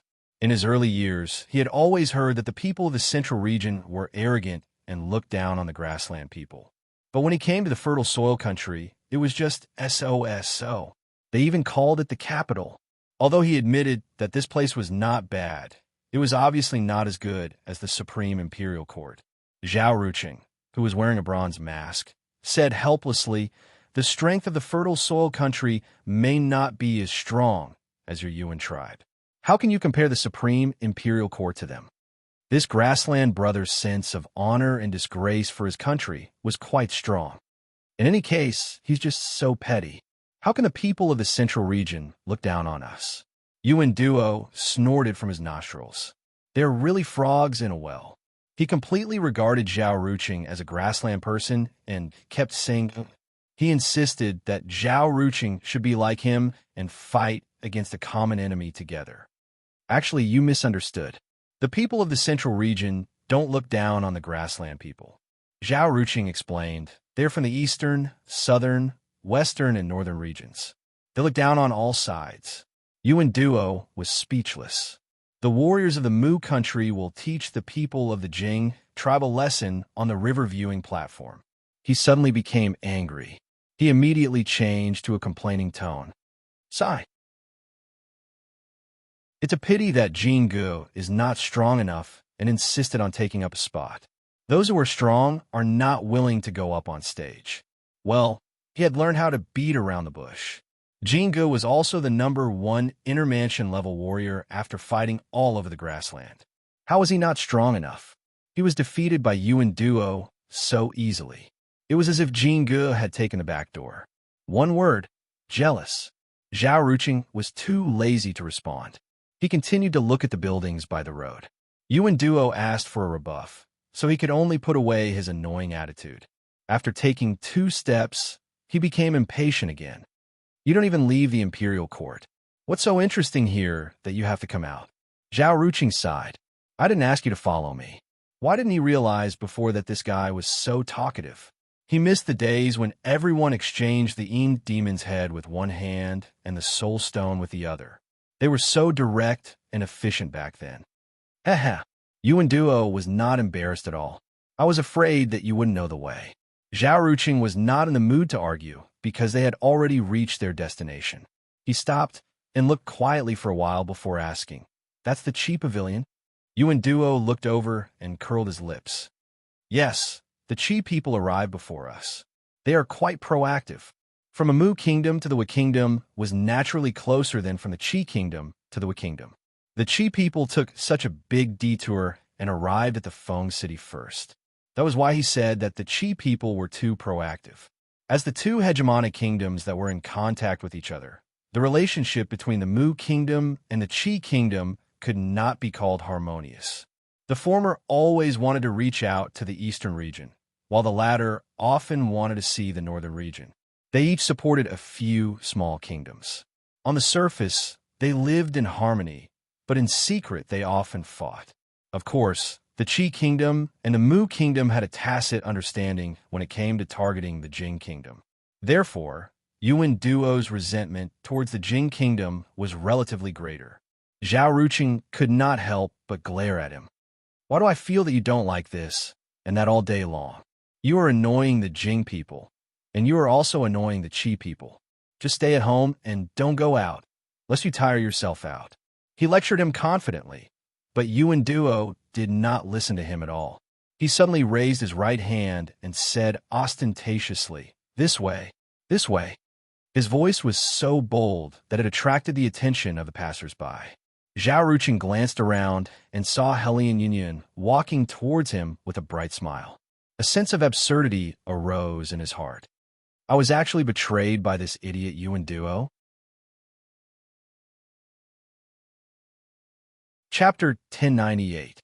For the sake of his own life, Zhao Ruqing had been deliberately avoiding Helian Yunyan these days. He quietly came out of the shepherd garden just to take a look at the Qiguan. Yuan Duo insisted on following him. He only thought that this grassland brother wanted to see the world. After thinking about it, he didn't plan to meet Jiang Wang now, so he agreed.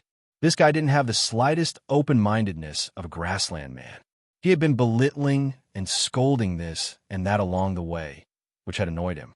But he didn't expect that it was Yuan Duo's distraction tactic. What a strange thing. Zhao Ruqing boasted that he was more intelligent than others. He teased Tiger Do every day and laughed at third brother Jiang. He had a sense of superiority in intelligence. But today, he was betrayed by Yuan Duo, who couldn't hide his stupidity. The most annoying thing was that Helian Yunyan was still pretending to meet him by chance. She waved her hand and said with a surprised face, Why didn't you call me when you came out to play? Whether I called you or not. Aren't you here now? Your Highness Yun. Zhao Ruqing's tone was still very gentle. We are just strolling around. It's not a trip. We are planning to go back. He was polite and kept a distance. In short, he blocked her words. The moment he opened his mouth, he was going back. He didn't give Helian Yunyan a chance to show off. But he didn't know that Helian Yunyan was also scolding him in her heart. Yuan Duo, you said that we met by chance on the way. Why are you shouting at the top of your lungs? Are you afraid that Zhao Ruqing doesn't know that I have a premeditated plan? But they had already met and things had already happened. There was no way to remedy it now. He could only bite the bullet and continue to pretend that they met by chance. Helian Yunyan pretended to inadvertently use her pale green eyes to sweep a glance at Yuan Duo. Her tone carried regret. That's not a coincidence. No, it's not. We just came out. This exotic scenery made me forget to go back. Yuan Duo smiled flatteringly and patted Zhao Ruqing's shoulder. Yalai, aren't you very interested in the Qiguan? Why don't we go in and have a look? Zhao Ruqing was indeed tempted, but he didn't let himself show too much expectation. He only asked faintly, "Oh, is it convenient to visit the place where Qi's expedition team is stationed? What's so impossible about that?" Yuan Duo waved his hand. This Qi pavilion is open to all parties on normal day. Opening the door to do business isn't just to entertain Qi people. Isn't it the same for our shepherd garden? It's almost the same thing. Yuan Duo was full of confidence as he arranged everything with a smile. Zhao Ruqing gritted his teeth. Looking at Yuan Duo's posture, it was obvious that he was very familiar with Feng City. Even if he hadn't been here before, he must have known about it through the intelligence reports. That endless grumbling in front of him earlier was indeed a distraction tactic. In the middle, he even took a turn to urge him to compete on the river viewing platform. The big bear did a somersault. What a fancy trick! What angered Zhao Ruqing the most was that he actually couldn't see through it. He even began to wonder if his brain had been corroded by the demonic energy of the desolate border. Could it be that he had already fallen to the same level as Yuan Duo? All right, let's go in and take a look, he said indifferently. Okay. Helian Yunyun smiled happily. I've always been curious about the scenery of Qi. I like it very much and yearn for it. Yuan Duo was speechless. Was it such a coincidence? I've never heard you mention it before, but I've heard that sooner or later you'll set foot in Zhongjing and spur Eastern Qi. Zhao Ruqing was even more speechless. The three of them then went into the Qi pavilion together. Zhao Ruqing and Yuan Duo came out alone.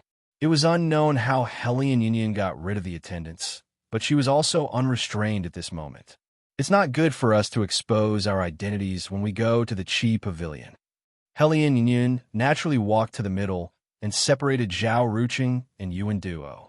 She smiled casually and said, "Don't call me Highness Yun anymore. Call me Yun." Yuan Duo opened his mouth and said, "Okay." Helian Yunyun fixed her gaze on him.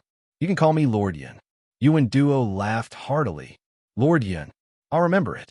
It's really easy to remember." Zhao Ruqing was speechless. What happened to being a hero of the grassland? Don't you, Yuan Duo, feel ashamed to be so fawning over a mere princess? Ruqing? Helian Yunyun's pale green eyes looked over. Zhao Ruqing very smoothly turned sideways and made a gesture of invitation. "Yun, please come in first." Helian Yunyun smiled brightly and took the lead, leading the team into the Qi pavilion. The Qi pavilion occupied a very large area. Although it was called a pavilion, it was actually a very large group of buildings. There were pavilions, terraces, and pavilions. It was just that the main pavilion was the facade. Many of the buildings were behind the main pavilion and were connected by a moon gate. Otherwise, it would not be able to easily accommodate a few hundred people. The main business was naturally the famous specialties of the Qi pavilion, such as tea, seafood, and even some sea salt. When the three people from the grassland entered the pavilion, a well-dressed servant came forward to welcome them. "Guests, this way, please." There is nothing to say about the decorations in the main pavilion. After entering the main door, there was an indoor wall. The relief of 100 birds looking up to the phoenix was obviously the work of a master. The servant blocked the right side and pointed to the left. It was obvious that the right side was not convenient for people to go. The Qi Kingdom's expedition team should be over there. Zhao Ruqing deliberately looked at it and asked curiously, "Go to the right." "Where is it?" The servant was very polite to this strange guy wearing a bronze mask. "My country's noble has already booked that place. There are no empty seats for the next few days. I'm really sorry that I can't lead you there." The Qi Pavilion was just a business place. On the other hand, it was the face of Qi in what country. Therefore, although he was a servant, he was carefully selected and did not lose the etiquette of a big country. The Yellow River Conference was approaching, and anyone could appear in a country. Although the people of Qi did not need to be afraid of anyone, there was no need to provoke anyone for no reason. Zhao Ruqing smiled. It's okay, I'm just asking. Then, please follow me. The manservant led the way. Helian Yunyan said, Yuan Duo, you are more familiar with this place. You can arrange what we eat and drink later. Haha. Yuan Duo was like a mechanical beast with a Daoyuan stone installed on it. He only spoke after receiving Helian Yunyan's message. At this moment, he suddenly laughed heartily. Lord Yun, don't worry, leave it to me. Young master, the servant reminded him softly. In order not to disturb the other customers, can you laugh softly? Yuan Duo was not rude and immediately apologized. I'm sorry, I forgot that this is not the grassland. This kind of straightforward attitude was not easy to dislike. The servant lowered his head. Please watch your step. On the second floor of the Qi Pavilion, Jiang Wang, who had just finished talking to Chao Jie and was walking into the room, heard the rough laughter. He asked casually, What's going on downstairs? A few people from the Mu country came. The Tianfu army soldier guarding the corridor laughed. Maybe they are here to spy on the military. Jiang Wang also joked. Then I have to hide well. He walked into the room and closed the door. Chapter 1099. The word fate always carried an illusory flavor. It was formless and formless. Legend had it that there was a supreme Abhijna that could grasp fate as a thread and affect karma. But in the end, to the masses, there were many times when they could not control themselves and could only resign themselves to fate. Lin Zhengrun did not believe in the word fate. He only believed in himself. For example, if he did not fight hard and risk his life to set up a trap, how could he enter the Yellow Millet's secret realm? That was one of the secret realms belonging to Taoism. So many Taoist countries were waiting to be allocated, and they fought each other until their heads bled. If the Zhuang state did not obtain victory in the Battle of Zhuangyong, and their country's strength did not increase rapidly, they would not have been allocated slot. And if Zhu Weiwa did not betray the country, how could he have been allocated a slot? If it was fate, it should have been Zhu Weiwa's fate. But in the end, it was Lin Zhengrun's share. Thus, fate was something that bullied the weak and feared the strong. It belonged to whoever could obtain it. This time, State Minister Du Ruhui personally brought him to participate in the gathering of the Yellow River. This undoubtedly showed the importance that Zhuang Ting placed on this gathering of the Yellow River. Emperor Zhuang, who had just obtained victory in the Battle of Zhuangyong, urgently needed to prove the potential of the Zhuang state at the gathering of the Yellow River. And this potential was worthy of more support from Mount Yujing and more resources from the Jing state. The Zhuang state did not send anyone to the outer pavilion and the unrestricted arena for those under 30 years old. This was because the Tianjiao state did not have the qualifications to participate. There was no need to try.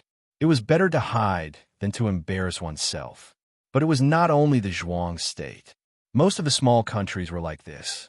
Compared to the powerful countries in the world, large countries and regional countries, many small countries only had some hope in the inner pavilion. Even a regional country like the Yong state was no exception. This was because the battle power of the inner pavilion was greatly affected by the Abhijna, and luck played a large role in the acquisition of the Abhijna. Sometimes a powerful Abhijna or an extremely compatible Abhijna could allow a cultivator to rise instantly. After reaching the outer pavilion, the exploration of Tao was a test of the country's foundation. If there was no strong person to guide the way, it would be very difficult to become a talent alone, not to mention the unrestricted arena for those under 30 years old. There was no need to enter the arena if one did not achieve the ascension. And looking at the whole world, how many people could become gods before the age of 30? If they didn't have enough resources, they would have to risk their lives. As for the word fight, it wasn't just a word. Many lives have been lost. Only then could it be called fight. It was precisely because of this that the number of participants in the Outer Tower's unrestricted arena under the age of 30 was always far less than the number of participants in the Inner Mansion arena. Therefore, many people believe that the competition in the Inner Mansion was the fiercest in the Yellow River meeting. Whether this conclusion is correct or not is not important. What is important is that for many small countries, it is a very good fig leaf. We have all sent Tianjiao to participate in the fiercest battle of the Yellow River Conference. How can it be said that there is a shortage of manpower? To Lin Zhongrun, this battle would determine his development in the Zhuang nation for the next 10 years. The more intense, the better. But then again, it was not enough for him and Du Ruhui to fly in the sky to participate in such a famous event like the Yellow River Gathering. Lin Zhongrun wasn't vain. It was just that most of the time, extravagance spoke volumes about one's strength. When he was still in Wangjiang City, he didn't care about the Lin family's property. What he cared about was the National Academy. As his cultivation level increased and his horizons widened, the Zhuang nation's National Academy slowly became like this. What he wanted to snatch was Zhu Weiwa's resources. When he participated in the Golden Millet Mystic Realm, he had seen the Jing nation's Tianjiao. Only then did he know what a scene was and what a foundation was. However, the Zhuang nation was thriving now, and there was no opponent in the same generation. For a long time, the resources were enough for him to use. He thought again. Perhaps he should send an honor team to the Riverview platform. Only then would it match the Zhuang nation's rising status. But firstly, Du Ruhui was really too busy. He had waited until today to set off. Before that, he had not slept or rested for many days to deal with the government affairs. Secondly, there was really no need to send an intermansion realm cultivator to the Riverview platform. Moreover, sending an honor guard to be submissive in front of Jinghua was better than not sending it at all. Thoughts kept spinning in his mind, but he didn't show it on his face at all. He maintained an elegant smile, putting everything else aside. An extremely elegant old man with black hair that fell to his shoulders and a cultured and elegant young man flew side by side in the air. They were neither fast nor slow, and they still had a sense of immortal aura. They were virtuous and talented, the glory of the Zhuang nation. To be able to represent the Zhuang nation to the Riverview platform today, he was already the #1 genius in the 4,000 miles of mountains and rivers. Lin Zhongrun's smile was somewhat sincere. Suddenly, he heard the cry of cranes. Lin Zhongrun looked back. Four extremely mystical cloud cranes were flying up and down. Behind them, they were pulling an extremely extravagant and huge carriage. 5 colored gems were used as wheels, and nourishing incense wood was used as chairs. Jade pillars were embedded, and carved railings were used. Beads were used as decorations, and feathers of light were used as tassels. The 4 cloud cranes cried in unison, and the gorgeous carriage suddenly stopped. The strong wind that followed blew Lin Zhongrun's Taoist bun askew. His charm was greatly lost. After all, he couldn't be as calm as Du Ruhui, who secretly used his strength to stabilize his body. No matter what, there were some traces of him. However, he didn't have time to be angry. With his wisdom, of course, he could guess who was coming. He tried his best to maintain his scholarly elegance and looked over with great elegance. On the gorgeous carriage, there were 2 people who looked like immortals. The man's white robe fluttered in the wind, and his sitting posture was casual. His long hair was not combed properly, and there was an ebony hairpin in it. However, his temperament was out of this world, and he was extremely carefree. On the right side, on the nourishing incense-wood chair, sat a woman with a thin veil covering her face. However, it couldn't cover her clear and bright eyes. Some beauties, even if it was just a glance, could let you know the reason why they were beautiful. However, these 2 people didn't look at him. Prime Minister Du, are you going to the Riverview platform? The man in white on the carriage asked. At this time, we are heading east. Naturally, there's only one place to go. Du Ruhui smiled gently. Pavilion Master Yi, is the Yun nation also participating in the competition this year? Yi Lingxiao smiled. With my Qingyu's talent, if she really wants to participate in the competition, she will be able to. However, the Yun nation has never been involved in the disputes between other nations. Therefore, they're only here to observe the competition. Du Ruhui looked at the woman who sat upright and didn't say anything. He smiled and said, "That is natural." Yi Lingxiao propped his elbows on his knees. With a handsome smile on his face, he leaned over and said with a very concerned tone, "You are here to participate in a competition without much hope, yet you are personally leading the team. Why? Are you so confident in Hansu?" His posture was originally somewhat frivolous, but when he did it, it was actually very natural. Instead, it was pleasing to the eye. Du Ruhui still returned a smile, but the content of his words was very confident. After losing the battle with Zhuang Yong, the death of enlightened Master Han Yin, and the failure to cut off the reefs, it is still a question whether the Yong nation can continue to maintain its position as a regional power. What does my Zhuang nation have to fear? There was indeed nothing wrong with these words. Although the Yong nation had the support of the Mahis sect, from the current situation, Mahis sect support was very limited. Otherwise, how could the reefs be obstructed? That's true.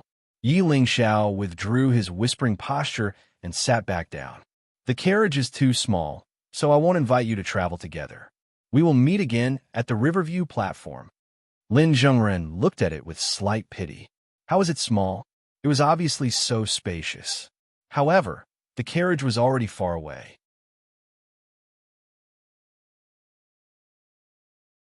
Chapter 1100. Yi Lingxiao pressed the inlaid jade pillar in front of him. A curtain of clouds rose, blocking the incoming wind and silencing the voices of father and daughter in the carriage. Du Ruhui actually personally led someone to the Riverview platform. That person is definitely not simple.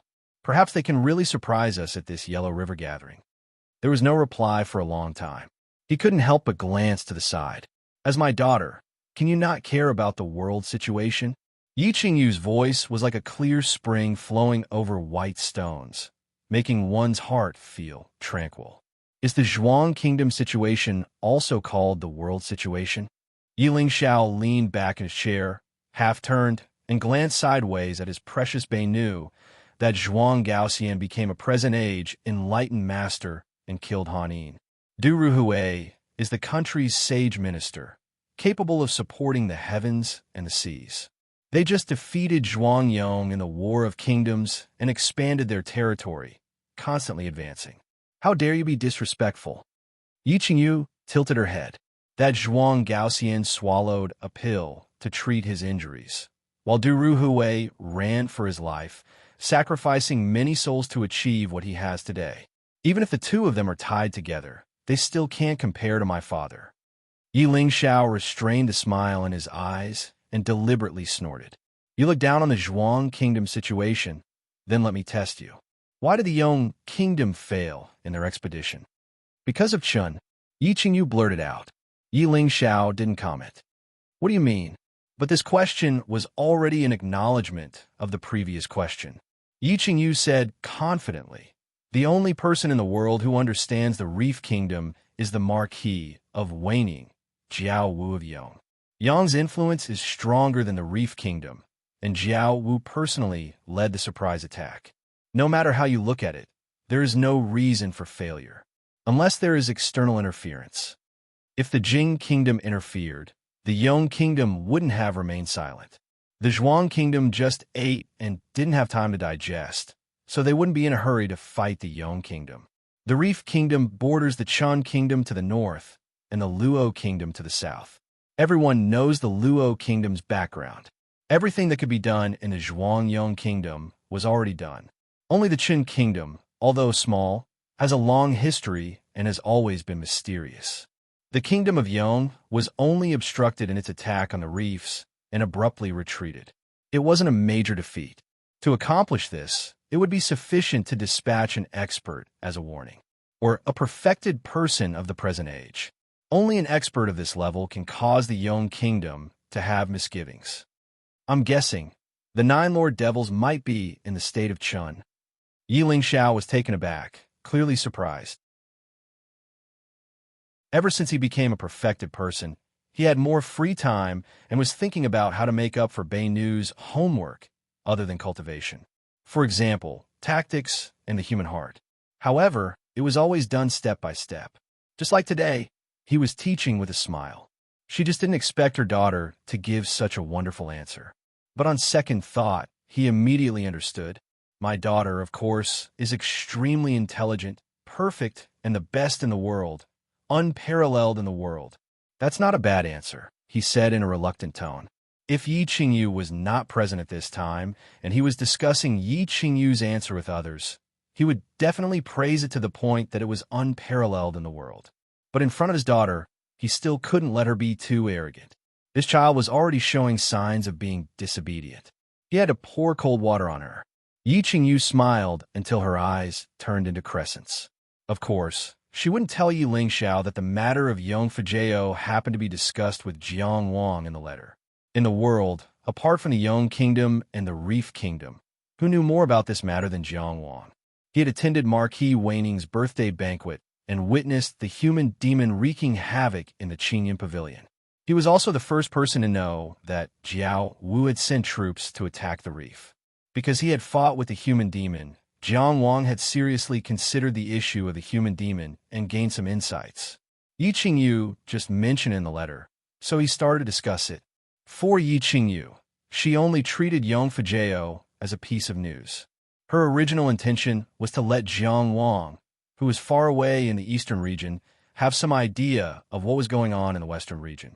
She didn't expect Jiang Wang to be an armchair strategist in the letter.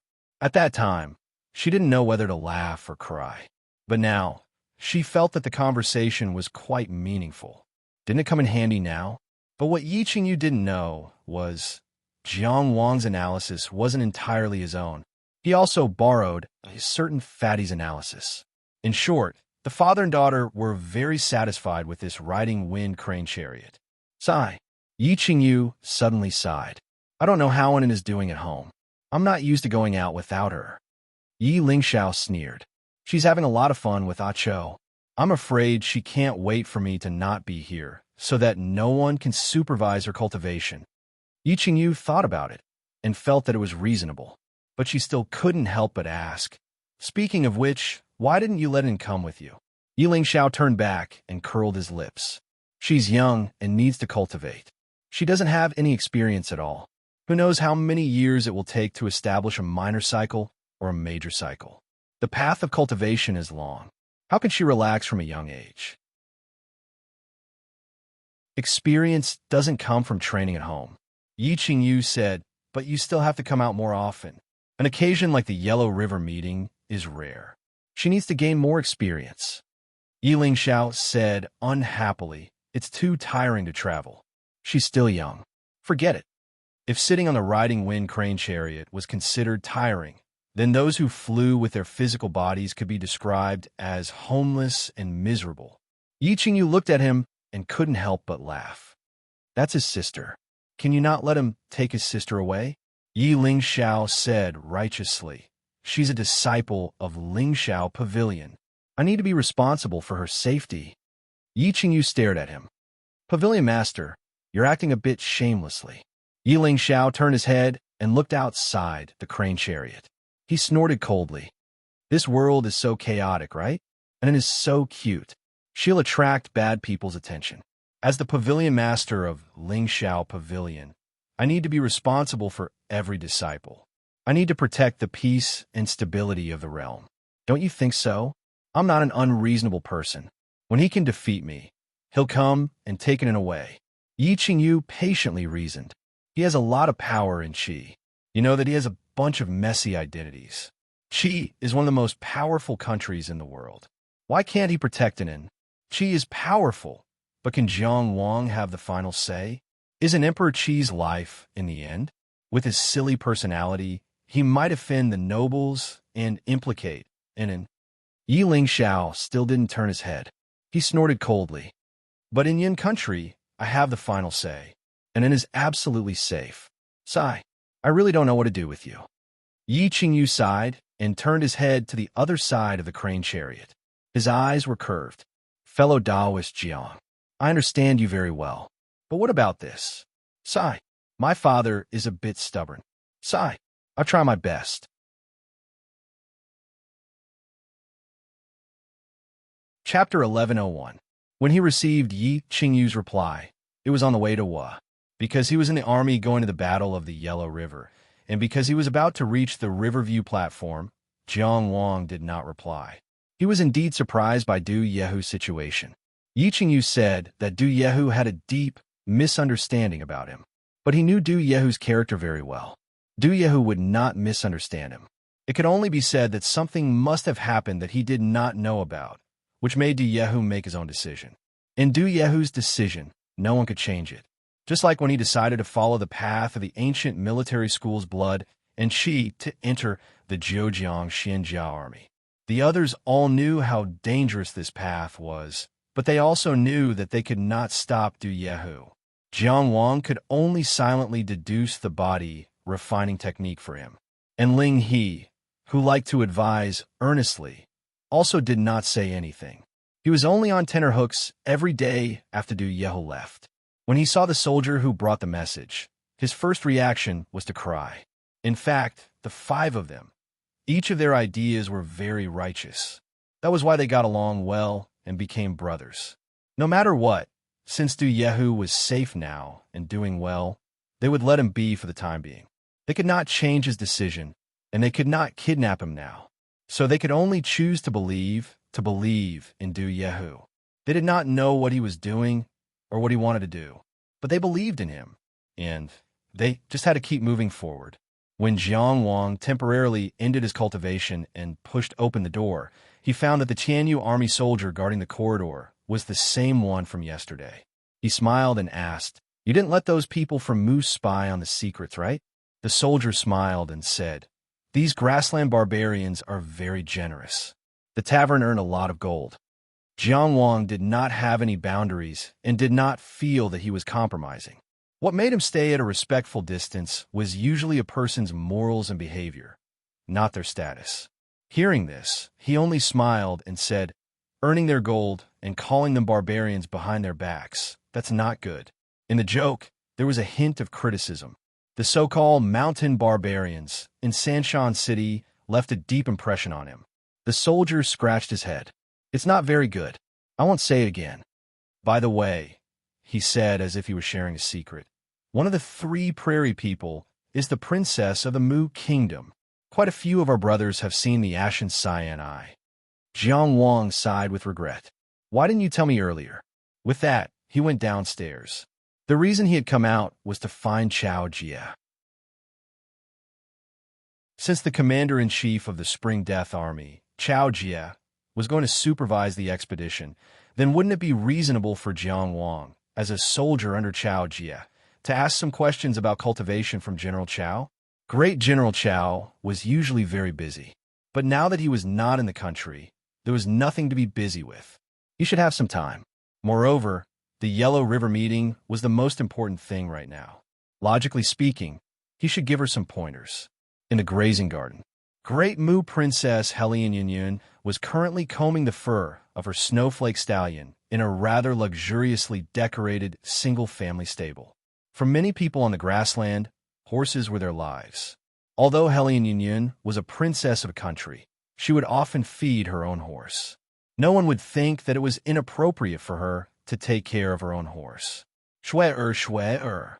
As Helian Yunyun slowly moved the wooden comb, she muttered, "I wonder if you like to..." Shwe was the name of this snowflake stallion, and Qing was the name she gave to Zhao Ruqing's azure-bristled horse. Of course, she had not yet informed Zhao Ruqing that his horse already had a name. There was no hurry. Things had to be done step by step. Helian Yunyun was a true blood descendant, the most glorious descendant of the sacred blood tribe, and the best hunter on the grassland. She was very patient. Shwe tilted her head. It was obvious that she did not think highly of the azure-bristled horse. Previously, she was only acting because of her master's instructions. "How can you be so shallow?" Helian Yunyun lectured. "Her bloodline is not as good as yours, and her strength is not as good as yours. But is bloodline that important? As a horse with a noble bloodline, you have divinity. You have to have your own pursuits." She pinched the ears of the snowflake stallion. "I'm also quite good-looking. Do you admit it?" Shwe's big eyes were full of innocence. "Do you admit it or not?" Helian Yunyun asked. So it snorted. "You see, we have reached an agreement." Helian Yunyun let go of her hand and continued to comb its hair with a smile. "Your Highness, A figure rushed into the stable in a hurry, as if a door had been pressed several feet into the house. It was Jingu, the son of Jin Tandu, the master of the Iron Buddha.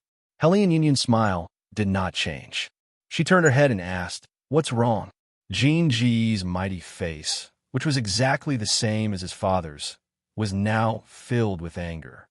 "I invited you to visit the lake yesterday, but you said you didn't have time. So you went out with that savage of the Yuan family?" Hellion Yunyan was still smiling. "Don't call him a savage. It's rude. He has a name." Her smile was really beautiful, very bright. It was like a brilliant glow slowly spreading across the horizon on a vast and boundless grassland. It was dazzling. Only this made Jean go angrier. "He doesn't have the sacred blood of the grassland. I don't know where he came from. He has no family and no clan. What is he if not a savage?" Hellion Yunyun sighed softly. "General Jean, you are tired. Go back and rest. What's so good about that person? You are so noble, a cloud in the blue sky, but you want to go to the mud?" Instead of retreating, Jingu took a step forward. "I, Jingu, the future master of the Iron Buddha. How can I not compare to him?" His tall and majestic body blocked in front of Hellion Yunyun, simply like an iron wall. "If I have to say," Hellion Yunyun blinked, "he is better looking than you." Jingu was furious. "In terms of bloodline, I am a descendant of the Jin family's true blood, a descendant of the sacred blood tribe. In terms of family background, I am the son of Jin Tandu. I am destined to take over the Iron Buddha in the future. In terms of, he is much better looking than you." Hellion Yunyan interrupted him and added seriously, "A lot." Jingu had not said in terms of talent. He could not say in terms of any more. He was so angry he could not control himself. Preposterous. He gritted his teeth and turned around. "I will take off his mask and see what he looks like. Then I will scratch his face." Crack. There was a crisp crack of a horsewhip. Jin Ji's majestic body was whipped to the ground. The vital essence in his body shifted, and his blood became chaotic. He was the #1 inner house disciple of the Mu Empire's younger generation, a true blood descendant of the Jin family, but he was whipped to the ground. Yet he actually didn't know how or when this whip had come. Jingu fell to the ground, still in disbelief. Then he saw Her Highness' boots appear before his eyes. He raised his head and saw Hellion Yunyan lowering her head. That pair of beautiful, pale green eyes met his, but there was no bright smile in them. "I did not whip your face this time, because you are now representing the face of the Mu Empire," Hellion Yunyan said indifferently, "but you better understand what attitude you should use when speaking to me. Inform everyone that a Fu's novel, Journey to the West, is on the market. This is a story that ignited my fighting spirit. It was written about my idealism. Later on, I read it silently many times. It can be said that the words, 'always fight,' supported me and allowed me to walk through those difficult paths. Dang Dang Net is jointly launching a full discount, 50% off 100%. If you want to buy it, you can put together a few books, such as When I Love You at Daggers Drawn. It is more cost-effective. In addition, Dang Dang will give out a limited edition journey to the West Notebook for the first 1,000 books. It is very beautiful. If you are in a hurry, you can buy it. Love you." Chapter 1102. The vast land ocean was so vast. Of course, not everyone could cross it with their bodies. If mortals wanted to cross the river, they didn't have to risk their lives to sail the boat and fight the waves. There were a total of 9 bridges on the river. These 9 bridges had a long history and were indestructible. They were ancient buildings that had been passed down since the Middle Ages and had great power. In the ancient legends, the human emperor killed the dragon emperor's 9 sons and refined them into 9 bridges. They would forever suppress the river and prevent it from causing any storms. It had been passed down until now. Therefore, the 9 bridges were also called the 9 towns. There were many times when the countries or sects on both sides of the river wanted to build a new bridge. After all, the river was too long. It almost crossed all the known places in the modern world. 9 bridges were far from enough to meet the needs of travel. However, No matter which country took the lead, and no matter how much manpower and material resources were used, none of the bridges could survive. Many years had passed, and many great powers had dissipated. The Middle Ages had 9 bridges across the river. The modern world still had 9 ancient bridges. The first town was further west in the Yuan Kingdom. It was like the throat of the river. The 9th town was close to the Xia Kingdom. It was like the tail of the river. Qi's expedition team went south through the Wei Kingdom and took the 5th bridge. This bridge was called Swanee Bridge. If Jiang Wang had only heard of the 9 towns as a legend in the past, he had a different feeling after knowing the ins and outs of the Yellow River Gathering. The Dragon Emperor of the Splitting Water Clan. It was not unbelievable that the 3rd human emperor who had made such great achievements really killed the Dragon Emperor's 9 sons and refined them into the 9 bridges. The 9 towns and the river viewing platform might have been complementary to each other in the first place. The river flowed through the modern world. There was a bend in the Wei Kingdom. In other words, the flow of the Yellow River was from the northwest to the southeast. It was not as straight as before. The Swanee Bridge happened to be at the upper end of this turning point, where the Yellow River began. What was more coincidental was that the Yellow River ended at the 6th town, where the Bashao Bridge was. The Yellow River happened to flow under the watchful eyes of the river viewing platform. There were 2 bridges at the end and the end of the river. This could no longer be described as a simple coincidence. It meant that this river section was the most important flood of the Long River. That was why such suppression was necessary. Jiang Wang rode the blazing sun and stepped onto the Taoan Bridge with the other 2 Tianjiao soldiers under the protection of the Tianjiao army. At this moment, Great General Chao was riding his horse at the front of the group. This is a straight bridge, not an arch. The Long River also flowed past here. Only then did it become more intense, rumbling towards the southeast. This ancient stone bridge was simply too vast. A group of several hundred people walking on this bridge was as small as ants. However, the shape of the bridge was very simple and unadorned. There were no extra decorations on it at all. It was a typical medieval style. Everything was based on practicality. As they rode slowly, they could hear the mighty sound of water. That faint tremor brought about a substantial pressure. It was as if an enormous beast was running and roaring under the stone bridge. And this stone bridge was so sturdy and reliable. It steadily suppressed all the storms and gave people a huge sense of security. Qi's group walked on the right side of the Taoan Bridge. Jiang Wang turned his head to look to the right. He swept past Ji Zhaonan and Yung Ginzuan on the right side and looked at the surging white waves. It was as if a huge dragon was rushing over from an unknown place. It roared for thousands of miles, traversed the 6 directions, smashed through the majestic mountains, destroyed the plateau, and swept everything it saw and passed by with raging waves. That was such a long and distant river. He couldn't see the end, even if he tried his best. It wasn't the first time he saw the Long River, but he was still shocked by this ancestral river. This was the mother river that had nurtured countless humans for so many years. She was so great and so vast.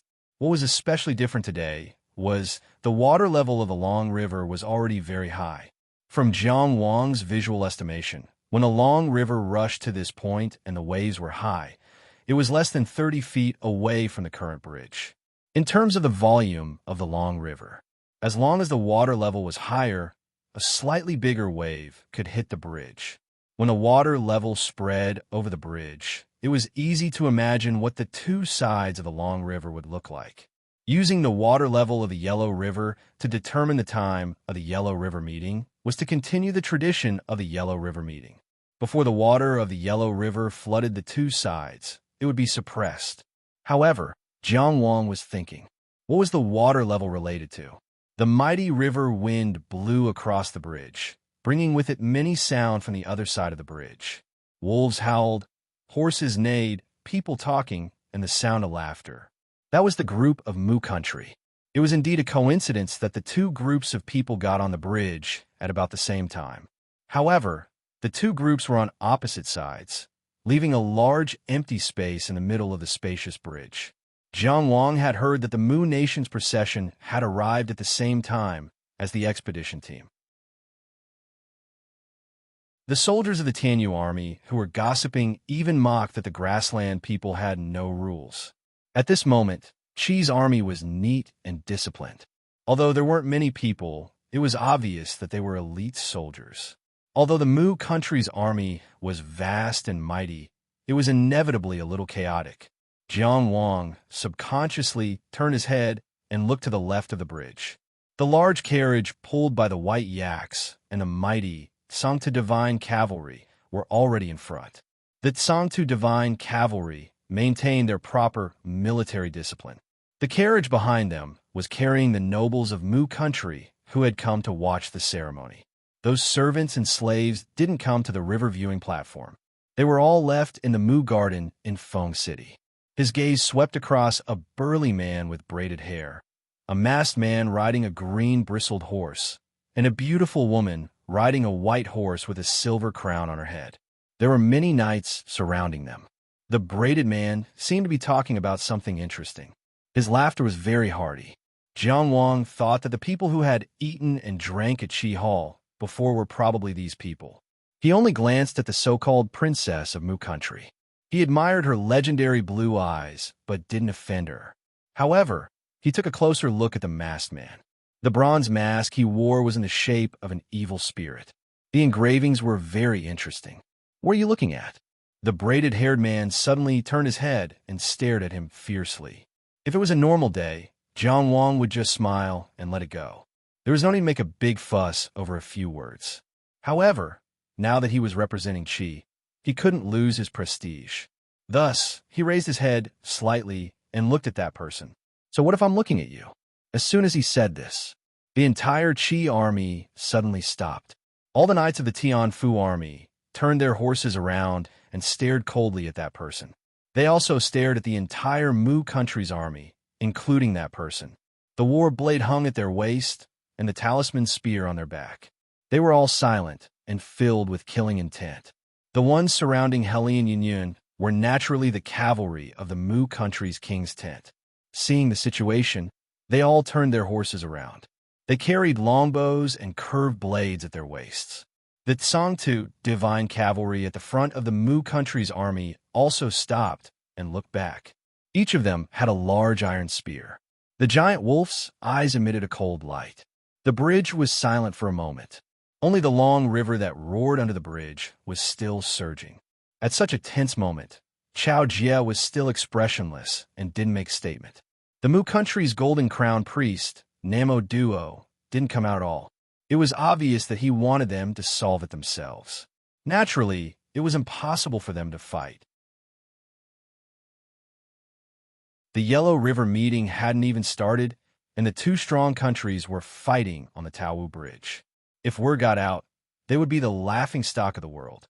However, there was no problem for the two people who caused friction to have a spar in advance to liven things up.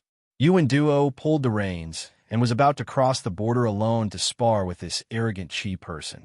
However, a hand reached out from the side and grabbed his reins. Ru Qing's voice was a little awkward, but it was very persuasive. When others look at you, just take a few more glances and go back. What can you lose with your face? Do you want Jean Gu to laugh at you by fighting here? The latter half of the sentence convinced Yuan Duo. However, he couldn't lose his momentum. Thus, he stared fiercely at Jiang Wang and said angrily, "Look at me, the cavalry of the king's tent, the heavenly cover army." Helian Yunyun felt embarrassed for him. This guy had honed himself on the line of life and death for a few years. Was this all he could do? It was fine if he didn't fight well, but he couldn't even say harsh words. Other than Zhao Ruqing, he didn't gain anything after 3 years of guarding the border. Zhao Ruqing directly grabbed Yuan Duo's reins and pulled him to the other side of the team. "You were drunk at noon. Go rest in the carriage." Yuan Duo was still unwilling to let go. "Why are you pulling me?" "Don't pull me, I'm not drunk. This kid still dares to be unreasonable with me." Zhao Ruqing exerted force and smashed his voice into his ears. "If I were him, I would say that this is the Yellow River meeting. If you want to fight with me, call the number 1 of your inner palace. Are you worthy? What are you going to do?" Asked Jean Good to stand up for you? Aren't you ashamed? Yuan Duo immediately gave up. He muttered, I was just showing off my power. Who knew that Chi person would be so serious? On the Mu countryside, the king's tent cavalry withdrew their momentum. The giant wolf flicked its ears and turned back in boredom. The Tsang Tu divine cavalry continued forward. On the Tian Sha army side, they also silently resumed their formation. They had to be honest. Not only was it not impressive to have a conflict with this Mu country's man who didn't seem to be very smart, but it also seemed to be quite embarrassing. Only Jiang Wang, who had caused the conflict, walked forward with the team normally, but he seemed to be thinking about something. The awkward voice of the masked man, just now, which was obviously not his real voice, seemed very abrupt in his ears. Although he didn't activate the immortal sound state, his keen control of sound still allowed him to capture a sense of familiarity. He seemed to have heard this person's voice somewhere before. He had heard this person's original voice. Although the original voice wasn't clear enough, he must have heard it before. He must have heard it before. Just that, when and where. Jiang Wang turned his head to look in that direction again, but the person wearing the bronze mask was no longer in sight. Still looking, Ji Xiaonan, who was riding on Little White, laughed. That boar really came over just now. Are you really going to fight with him? Jiang Wang collected his thoughts and smiled. Why would I? I'll definitely ask him to call their #1 inner palace. The #1 inner palace of the Mu country. It's the same whether it's early or late. But this person is definitely not qualified to fight. Ji Xiaonan nodded. This was a person with brains. Under the restraint of both sides, the dispute dissipated without a trace. The team moved forward for a while and reached the middle of the Taowu Bridge. Jiang Wang saw a huge carving on the bridge deck in front of him. The carving was of a strange beast in the shape of a lion. It was squatting there as if it was bathing in divine light. It must be the legendary Taowu. There was only one carving in the entire fifth town. It was very deep and majestic. It hadn't been erased by time, and it was still clear after facing the wind and rain. It was as if it had inherited the vast and mighty time from the Middle Ages to the present. It made people feel a sense of awe at a glance.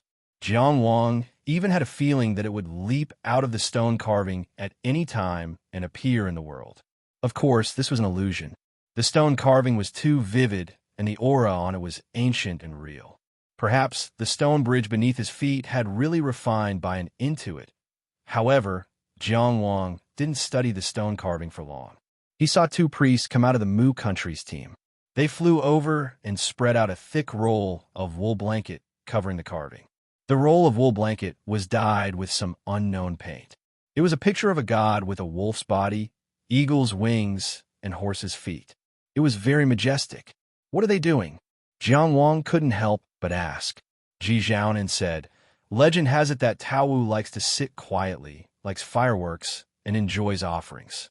The people of Mu country covered its carving to show that the incense of the people of Mu country will not be divided. Everyone who believes in God's song, too, won't care about it. A group of people of Mu country just passed by. What incense could they provide? Jiang Wang was a little speechless. Isn't God's song, too, a little too stingy? Stingy? Ji Xiaonan said indifferently. The battle for incense is very bloody. To be able to make Ji Xiaonan, who fought behind the gate of 10,000 demons all year round, say that it was bloody. It must be very bloody. Jiang Wang couldn't imagine it. After all, the era of the divine path was very long ago. Now, the entire world was a country that believed in gods. There was only one country, Japan, and one country, Mu country. It wasn't until the entire team of Mu country crossed the Taowu Bridge that the two priests left behind went to collect the roll of wool blanket with the image of a god. The process was very strict, and their actions were very pious. However, Jiang Wang didn't pay any more attention. After crossing the Taowu Bridge, one could already see the Riverview platform. It wasn't that it was really that close, but because it was tall and majestic. The Riverview platform was named platform, but it wasn't the scale of a common landscape platform. Instead, it was an extremely large and tall, circular ancient altar that occupied an extremely large area. It was known as 900 miles in length, and was much larger than Lindsay City. This was the most majestic platform in the world. It stood on the south bank, separated by the Long River, and was far away from the Pegasus Plateau to the north of the Long River. If one looked down from a very high place, the Riverview platform didn't seem much smaller than the Pegasus Plateau.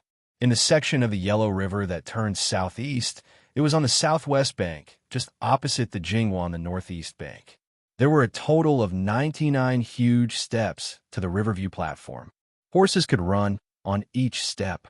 The team of Mu Country that went first had already disappeared. Probably to avoid any more friction between the two sides, both sides deliberately kept a large distance. The team of Mu Country sped up, while the team of Qi slowed down. Yungenzuan suddenly asked, "When will our team arrive?" Chao Jie rode in front and didn't turn around. He only said, "They will arrive before His Majesty arrives." Jiang Wang was a little surprised. His Majesty will arrive too? Emperor Qi's arrival could be said to have raised the standard of the Yellow River meeting infinitely. After a few days of understanding, Jiang Wang had already paid a lot of attention to the Yellow River meeting, but now he realized that he still didn't pay enough attention to it. He didn't mention this before. However, judging from the expressions of Ji Xiaonan and Yungenzuan, they obviously knew about it. "They won't come in person," Chao Jie said casually. "Every time the Yellow River meeting, the emperors of the 6 countries have to gather." After taking a few steps, he explained, "Firstly, the water level of the river needs to be suppressed by the 6 supreme martial artists. Secondly, after the Gate of Demons, it's very important, and only the supreme martial artists can make the decision. Thirdly, for the 6 supreme martial artists, this is a necessary opportunity to test and understand each other." The 6 countries that Chao Jie mentioned naturally didn't exist outside of the top 6 countries. And the emperors of the 6 most powerful countries would also come to the Riverview platform to watch the competition. Even if they didn't come in person, it was enough to shock people. It could be said that the 6 supreme martial artists held the highest authority in the world, and their words and actions were enough to shake the situation of the whole world. The Riverview platform would probably be the eye of the storm, and the storm that it could brew had the power to destroy the world. Jiang Wang cut off the messy thoughts in his heart and let himself return to the most fundamental thought: fight for the number 1 in the world. His breathing then calmed down. "All right," Chao Jie said casually. "Long River Dragon God will also be there." This was very reasonable. Jiang Wang had also thought about who would be the one to reinforce the seal. He had always thought that Chao Jie and the people of the same status from the other countries would be there, and at most, they would use some sort of nation armament. He just didn't expect that the emperors of the 6 overlord countries would be there personally. And with the 6 supreme martial artists of the human race coming to the Riverview platform, as the Water Lord of the world in name, it was naturally inappropriate for Long River Dragon God to not show himself. At the same time, Long River Dragon God would be invited to watch the Tianjiao meeting. It was to show the future of the human race, which was in line with Jiang Wang's previous speculation, to show off their strength. Jiang Wang smiled bitterly and said, "General Chao, I will do my best to perform. You don't have to pressure me anymore." Chao Jie laughed loudly.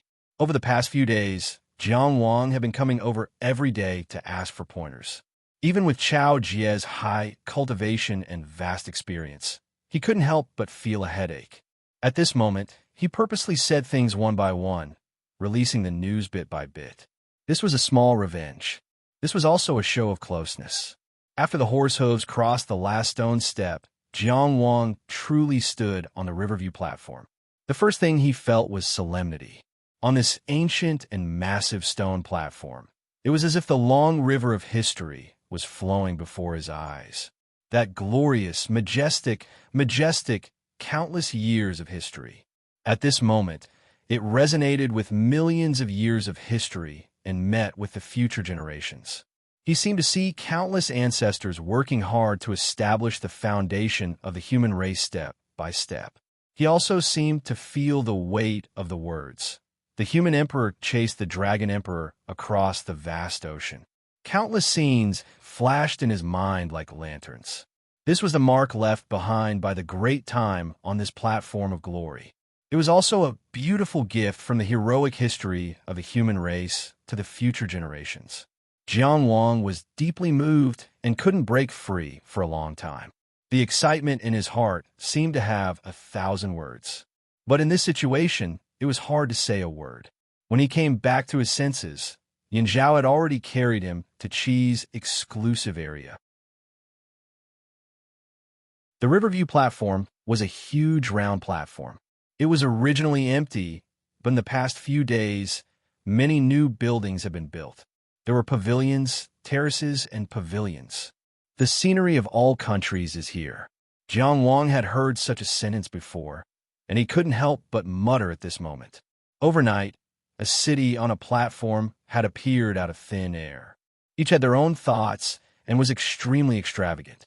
Jing, Qin, Qi, Chu, Jing, and Mu were divided into 6 directions, dividing the Riverview platform. The positions of the other countries in the world were scattered in the middle of these 6 countries. Some of the vassal countries' teams even moved directly into the area belonging to the overlord country. There were also many independent countries, such as the Wei country and the Chu country, that were establishing their own strongholds. On the Riverview platform, the positions occupied by the various countries were different from those in the modern world. Jing country and Jing country were both in the west, Mu country and Chu country were both in the north, and Qi country and Qin country were both in the south. The position in the east facing the Yellow River was vacated. Jiang Wang guessed that it might be a position left for the Chang'e Dragon Palace. In the middle of the Riverview platform, there were 6 towering stone pillars that seemed to crash into the clouds. They connected the sky and the earth, forming a huge space. That was the place where the various countries would fight in Tianjiao. Dao patterns were faintly visible around the stone pillars. The situation inside the stone pillars couldn't be seen clearly. At this moment, Jiang Wang's second feeling came to him, which was majestic. This was indeed the most majestic platform in the modern world. No other landscape platform could compare to this Riverview platform. Chao Jie suddenly said, "The scenery of all countries is here." Do you know what the next sentence is?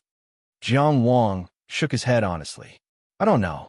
Chao Jie said, "They're all clouds and smoke. Only the river is as before." He looked around and said, "Look at these pavilions. They were built in just one night. But when we leave here, they will also be erased overnight." Erased by who? Jiang Wang couldn't help but ask. Erased by this Riverview platform. Ji Zhaonan said, "The reason why they can be built now is because they are temporarily suppressed by the strong people of Jing country. There are countless blood souls on this Riverview platform. How can it accommodate people?" Jiang Wang suddenly felt his lips were dry. "Whose blood souls? How can you say it here?" Chao Jie said, "I'm telling you the last sentence so you won't be dazzled." There was a hint of warning in his words. Jiang Wang said seriously, "I understand." At this moment, there was a tall archway in front of them. There was only the word Qi on the stone plaque. After the archway, there were various Qi-style buildings. It was simply a small linzi. These buildings were prepared by a team of soldiers of the Tianyu army in advance when they stopped to rest in Feng City of a country. Although they were not as powerful as the Maya sect, it was not difficult to find a few masters of construction in such a big Qi. In the following time, they were not the only ones here. If the teams of affiliated countries, such as Su country and Zhao country, came to the Riverview platform, they would also be stationed here. Chao Jie took the lead to walk into this Qi street and said casually, "You can also walk around, but there are too many people here. If you want to go out, remember to bring a team of soldiers with you." Ji Zhaonan and Yung Genzuan walked straight in. Obviously, they were not interested in strolling around. Jiang Wang had never deliberately concealed his origin in the Zhuang country. It was not a secret at all for a big shot like Chao Jie. What Jiang Wang experienced in his hometown was not important to Qi. What Qi wanted was the present, the loyalty, and the future of the men of Qingyang town. This team of soldiers was actually the honor guard and also the support. It meant that no matter where Jiang Wang went, Qi would be his backing. Of course, if there was a dispute, this team of soldiers also had strong combat power. They could form a military formation anytime and anywhere and show the killing power of the 9 soldiers. Jiang Wang did not know whether the Zhuang country sent people to participate in this Yellow River meeting. But if they did, no matter who led the team, he could even bring this group of people there to show off his prowess. Even if Zhuang Gaoxian was in front of him, he would not dare to do anything to him on the Riverview platform. But did he, Jiang Qingyang, want to show off his strength? Only with the support of the kingdom of Qi could they show off their prowess. Jiang Wang did not hesitate for too long and followed them closely. They walked into Qi Street.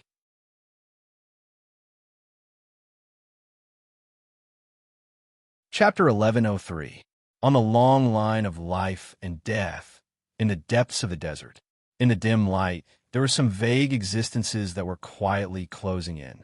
Some had the body of a goat, some had the body of a horse, some had a big head and small body, and some had hands like chicken claws. The desert was very dry. This kind of dry affected the depths of the soul and also the physical body. Only the power of the Life Soul Stone could resist it. One of the important raw materials of the Life Soul Stone was the head of the Yin demon.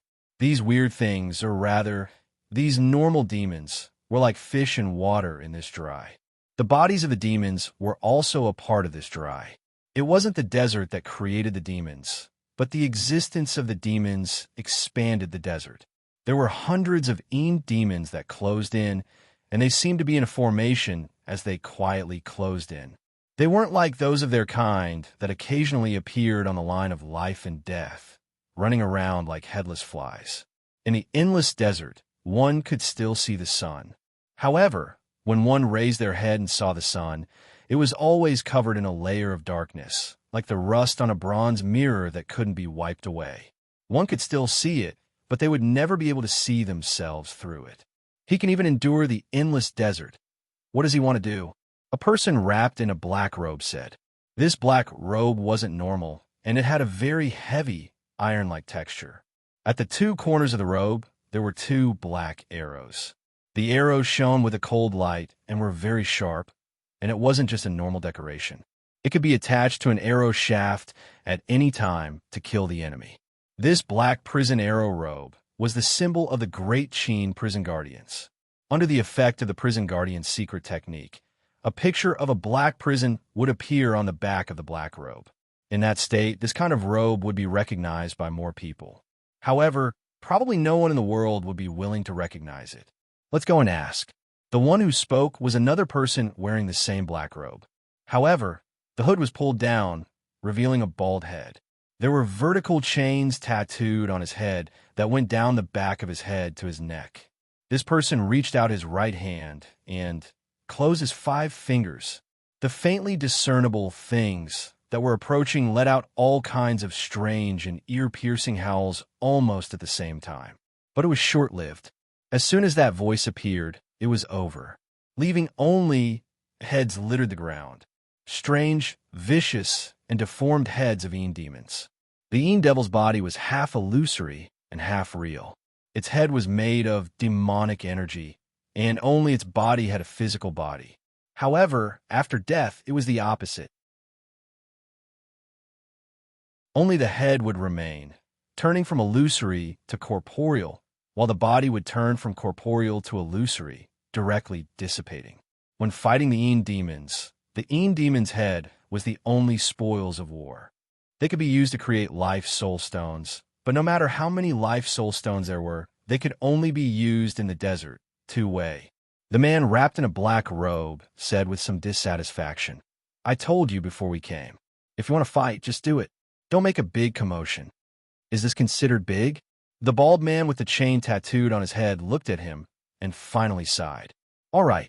At this moment, a figure strode over from the dust-filled distance. He was also wearing the dark prison hanging arrow robe, and his hood was also pulled down. She had long hair and a hook on her left ear. Her left hand was dragging a majestic and motionless human-shaped body. From this angle, one could only see that the thing she was dragging had a pair of huge bull horns. I caught this general demon, the person said with a smile. Shang Zhang. The figure wrapped in a black robe turned around and said with a helpless tone, Just kill it. Why did you catch it? General Demon. Shang Zhang said, kill it and it will scatter. Nothing will be left. Different from demons, General Demon had intelligence and had the qualifications to command large groups of demons. They were considered low-level officers of the demons. However, in the world of demons, who knew if the concept of officers existed? The demon wave had been too long since the present era. However, one thing was clear. General Demon wouldn't even leave a head behind after death. It would scatter into demonic energy. In terms of gains, it was actually inferior to demons. In short, it was very unlucky. Killing it would be a waste, but it wasn't easy to deal with. But a General Demon has very limited knowledge and almost no value. The person wrapped in a black robe asked, what's the point of catching him? He's not easy to catch. The person was still smiling. The person wrapped in a black robe was angry. Is this a question of whether or not he's easy to catch? Mother asterisk her. I'm asking you what's the point of catching him? Good. Shang Zhang's left hand loosened. An extremely soft explosion sounded. That horned General Demon exploded into a cloud of demonic energy and quickly scattered. Like a worm, it drilled into the desert ground. Don't be angry, sea foam, Shang Zhang said with a smile. Shang Zhang smiled. Mother asterisk her, you're all so careless. This isn't a safe place. It'll be troublesome if those wolf pups set their sights on us.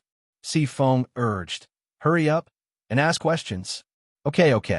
Shang Zhang walked forward and walked past the bald two-way to stand behind Sea Foam. With a smile on his face, he lowered his head and looked at the ground.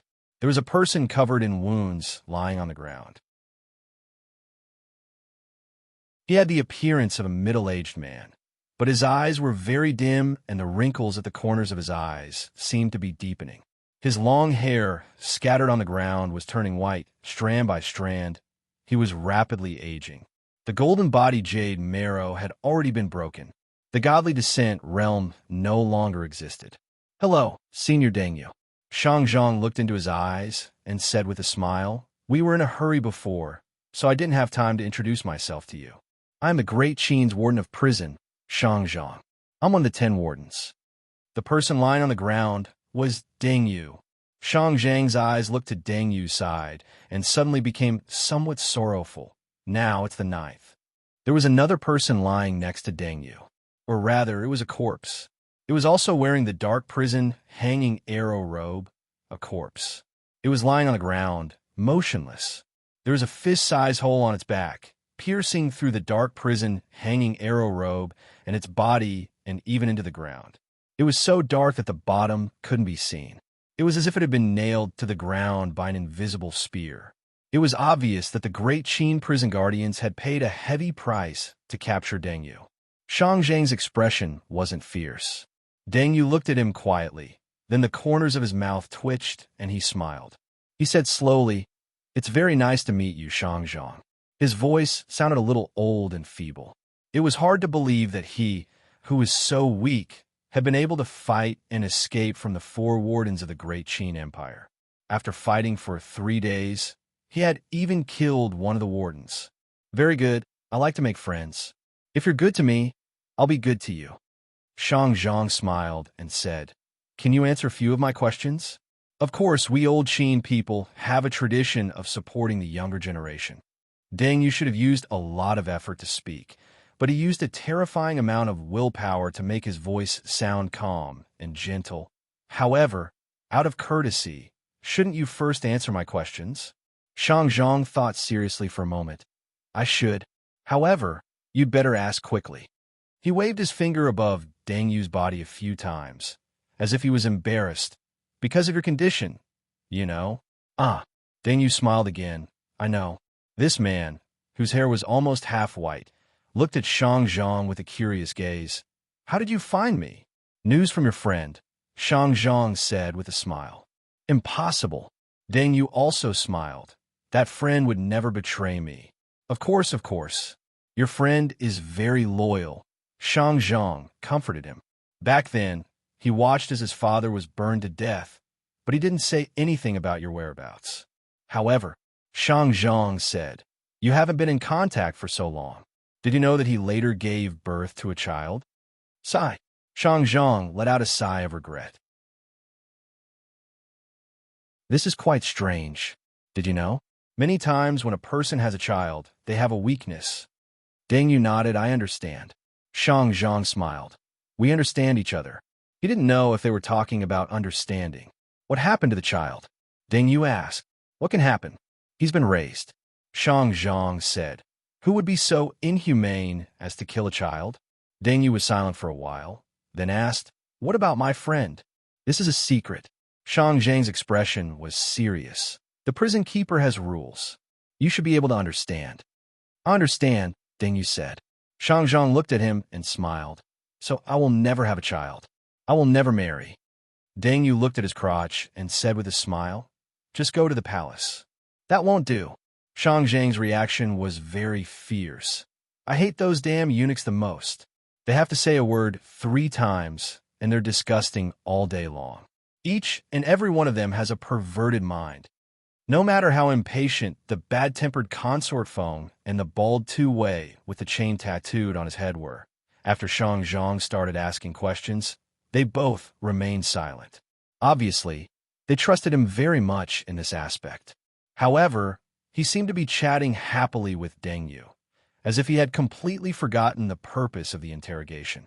Deng Yu reminded him, You can ask me questions now.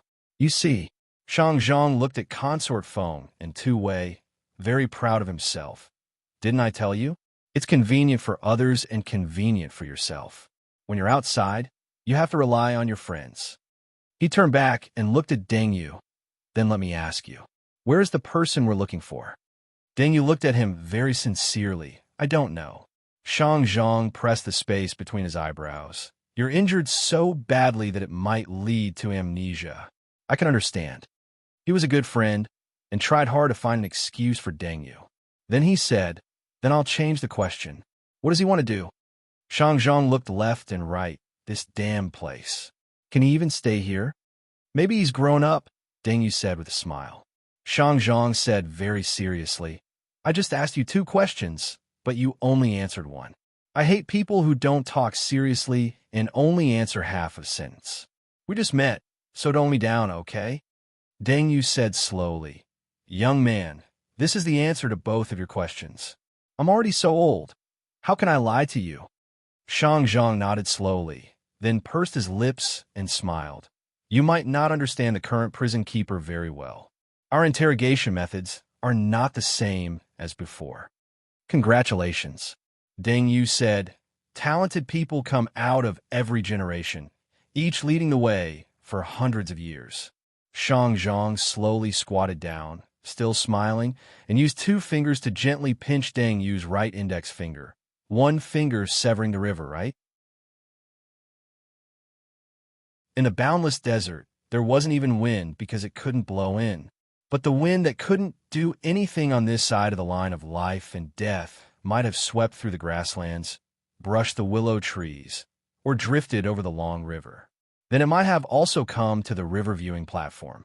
On the river viewing platform, Tianjiao of various countries had gathered. Banners were already densely packed, and heads were moving. The Yellow River meeting officially began on July 11th. But in fact, as early as July 9th, the martial arts competition had already begun. It was also called the preliminary selection. In the Yellow River meeting's main competition, regardless of whether it was the inner mansion or the outer mansion, there were only 16 spots. Among them, 6 of the 6 strongest countries in the world had taken up the spots. The remaining 10 spots would be competed for by other countries. There were no restrictions for those under 30 years old, and there were only a total of 8 spots for the main competition. There were only 2 spots for other countries to compete for. For many countries, the goal of their competition was actually only the qualification for the Yellow River meeting's main competition. After obtaining the qualification for the main competition, they would have more say. If they could enter 1 or 2 rounds, they would have a foothold behind the door of 10,000 demons. They would have the possibility to independently capture demons and create meridian unlocking pills. And they wouldn't be forever trapped in the tribute system built around meridian unlocking pills forever unable to escape the suppression of the overlord countries. Of course, not all the rewards were suitable. The result of a country's strength not being able to match Tianjiao's results was also very scary. Otherwise, those abandoned strongholds behind the door of 10,000 demons, where did they come from? For big countries like Xia, Wei, Sheng, and Song, what they wanted was definitely more than that. Who wouldn't want to know the weight of the cauldron? However, there were only those 6 strongest countries in the world. If the latecomers wanted to replace them, they would have to put in too much effort. In the middle of the Riverview platform, the training field, surrounded by the pillars of 6 directions, had already been opened. Apart from the 6 strongest countries, there were a total of 136 countries participating in the Yellow River meeting. In fact, those small countries that could participate in the Yellow River meeting were already considered quite strong. In the western region, the Mo, Cheng, and Luo didn't send anyone to participate at all. Other than the fact that there was no hope of winning, the long journey, and the fact that they had to waste their already stretched powerhouses to lead the team, there was another very important reason. That was, the early selection of the Yellow River meeting didn't forbid death. For many small countries, there were only a few geniuses that were worth nurturing. They were still counting on them to grow up and become the mainstay of the country, continuing the country's fortune for a few hundred years. If they were to compete in the Yellow River meeting, they simply couldn't afford it. In fact, the main competition of the Yellow River meeting didn't forbid death either. It was just that the powerhouse hosting the main competition would, as usual, make a move at the last moment to save Tianjiao from death. But even so, the number of participating teams from 136 countries competing for the pitiful number of spots in the main competition was enough to show how fierce the competition was. And in these 136 countries, there were many. There were 112 people competing for the 10 spots for the main competition of the Intermansion realm. Most of the countries participating in the Yellow River meeting sent cultivators of the Intermansion realm to participate in the competition.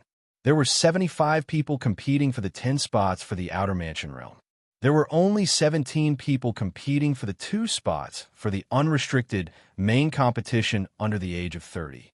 Although it was said that there were no restrictions for those under the age of 30, if you really sent a cultivator of the Intermansion realm under the age of 30, there was no possibility of that cultivator participating. There are so many people in the Intermansion realm. No wonder so many people say that the Intermansion realm is the most competitive competition. In a tea house somewhere on Qi Street, after hearing the guard's report, Chao Jie smiled. Jiang Qingyang, are you nervous? Of course not.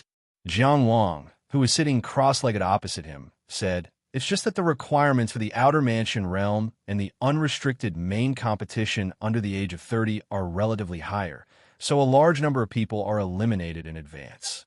As for whether I'm nervous or not, he lowered his head and looked at Chang Xiangxi. Hearing that all the heroes of the world are coming here, my sword is trembling. Then he chuckled. It's very excited. PS1.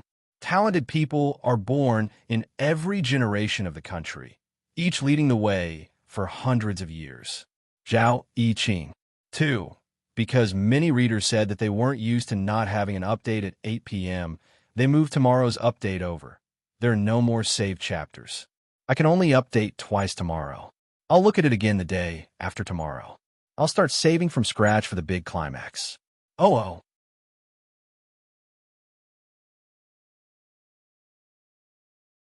Chapter 1104. When Chu's procession arrived yesterday, Jiang Wang even took a look at it. Jiang Wang even wanted to take a look. He wanted to see Zhuo Guangshu in the modern world. This young man didn't get a spot, but he didn't know if he would come. He had sent a letter to Zhuo Guangshu in the Great Illusionary Land, but Zhuo Guangshu might have been busy perfecting the Water Realm technique and didn't reply in time. In the past few days, the Great Illusionary Land near the river viewing platform had been cut off. Just like how Qi Palace couldn't contact the Great Illusionary Land, the 6 supreme martial artists naturally wouldn't allow things like the Great Illusionary Land to exist. However, he wasn't familiar with the people of Chu, so it wasn't easy for him to ask. The chariots of Chu were more luxurious than the ones before. but there weren't many people from Chu who came out to show their faces. He wandered around the streets for a while and was glared at a few times. Later on, he found out that the number one beauty of Chu, Yilan, had come out of the fragrance pavilion, attracting countless men to see her face. However, he didn't see anything and returned resentfully. As for Qi's procession, he wasn't looking forward to it. Cheng Gongsheng said that he was going to cultivate in seclusion, and Yin Fu was busy coaxing Wendinglan. Su Shangqian wasn't sure which island he was on, but he followed Zhao Wuyin everywhere. There was also Li Longchuan and his brother. When Jiang Wang left, they were still at Ice Phoenix Island, busy with the Stone Gate Leaf family's overseas affairs. However, he suddenly thought that Wang Yiwu might have already left the death row prisoner camp due to his contributions at Soar Peak Mountain. He couldn't return to Linzi for 3 years, but he didn't say that he couldn't come to the river viewing platform. If he really met him here, would he be as arrogant as before? In the middle of the river viewing platform, in the martial arts arena surrounded by the pillars of 6 directions, several battles were going on at the same time. As the host, Jing Country was naturally responsible for arranging the competition schedule and ensuring that it was carried out fairly. The other 5 countries of the 6 great countries had the right to supervise. The territory behind the Door of Thousand Demons was also allocated under Jing Country's lead. After all, Tianjin City was suppressing the Door of Thousand Demons. Now, it could be said that using the nation's capital to suppress the 10,000 Demons sect was a huge benefit. However, fighting against the demon race was not something that could be gained from the beginning. Tianjin City had already been established when the profits were far from enough to make up for the losses. Today, of course, the 6 superpowers had stationed troops behind the gate of 10,000 demons. They fought endlessly, turning the defensive war against the demons' counterattack into an offensive war where the humans took the initiative to plunder resources. But today, when the top 6 were not the top 6, when the Qin state had not yet become the overlord of the western region, when the Su state had collapsed overnight, in those days when they lacked strong reinforcements, it was still Jing Country that firmly suppressed the sect of 10,000 demons. It could be said that the Jing people's harvest today was all due to the blood of their ancestors. Countless corpses were buried, and that was how they could dominate the central region today. Jiang Wang walked out of Qi Street and headed for the center of the Riverview platform. A small group of 10 soldiers from the Heaven's Cover Army silently followed behind him as a ceremonial guard. He had specially come to watch the competition between the Lai Nation's cultivators. He wanted to observe people, martial arts, and techniques. The countries outside of the top 6 might not have enough opponents to match him, but everyone who could come to the Yellow River gathering definitely had their own merits. Even if only a little bit could inspire him, it would be better than just sitting in a room and cultivating bitterly. In fact, his 3rd inner residence was already complete enough, and he could open the 4th at any time, but he was not in a hurry. Because the Fire World technique involved the magical powers of the 1st inner residence, it could not be engraved by the 4th inner residence. Just adding a power source was not enough to provide a qualitative improvement for him now. He was waiting for a suitable opportunity. It would be best if he could remove the magical powers as soon as he entered the inner residence. Just like the battle between him and Wang Yiwu. Only a truly strong enemy could inspire him now. The 6 directions represented the world. East, west, north, south, up and down, including everything, was the 6 directions. The pillar of 6 directions was the pillar that encompassed the world. The martial arts arena surrounded by the pillar of 6 directions was the stage of the world. Only the champion of the Yellow River Gathering could raise the flag of his country on the pillar of 6 directions. Therefore, many people called the competition for the champion of the Yellow River Gathering, raising the flag for the country. When he was about to approach the pillar of 6 directions, he happened to encounter a group of elite soldiers.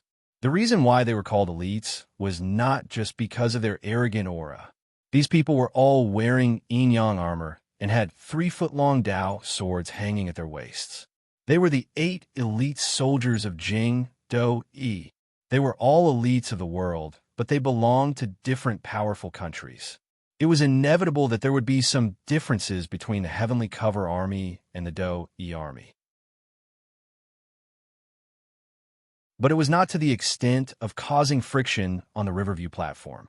However, each and every one of them raised their heads even higher and straightened their backs even more. However, Jiang Wang's attention did not fall on the soldiers of the Do-E army.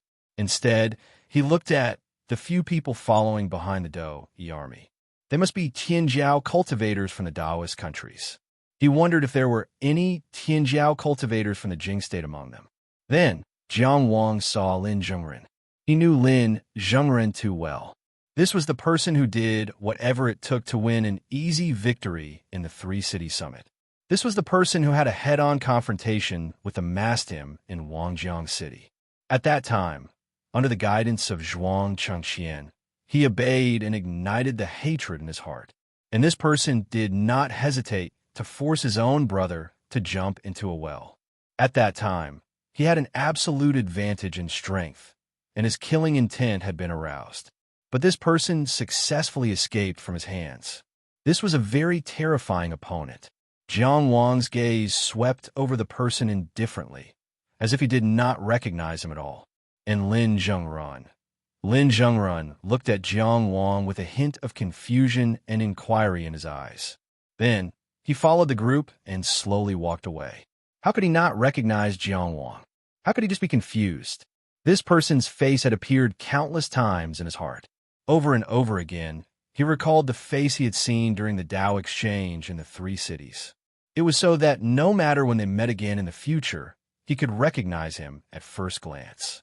The blood debt of the entire Lin family had to be remembered by this person. How many times had he woken up in the middle of the night, thinking that he had already died that night in Wangjiang City? This kind of fear could only be washed away with blood. But he couldn't do it now. He always told himself one thing. If he wasn't 100% sure, he shouldn't help his enemy. The other party was now in the Tianjiao of Qi, with a team of Tianfu army soldiers behind him as a guard of honor. Unlike the Tianjiao of small countries, who could only follow behind the Dou army. Since he couldn't recognize him, then he couldn't recognize him. He had to let this person think that he really couldn't recognize him. But after he finally walked away, he said silently in his heart, "We finally meet again, Mountain Ghost." He was so cautious, even if he was silently chewing hatred in his heart. He didn't call out that person's real name.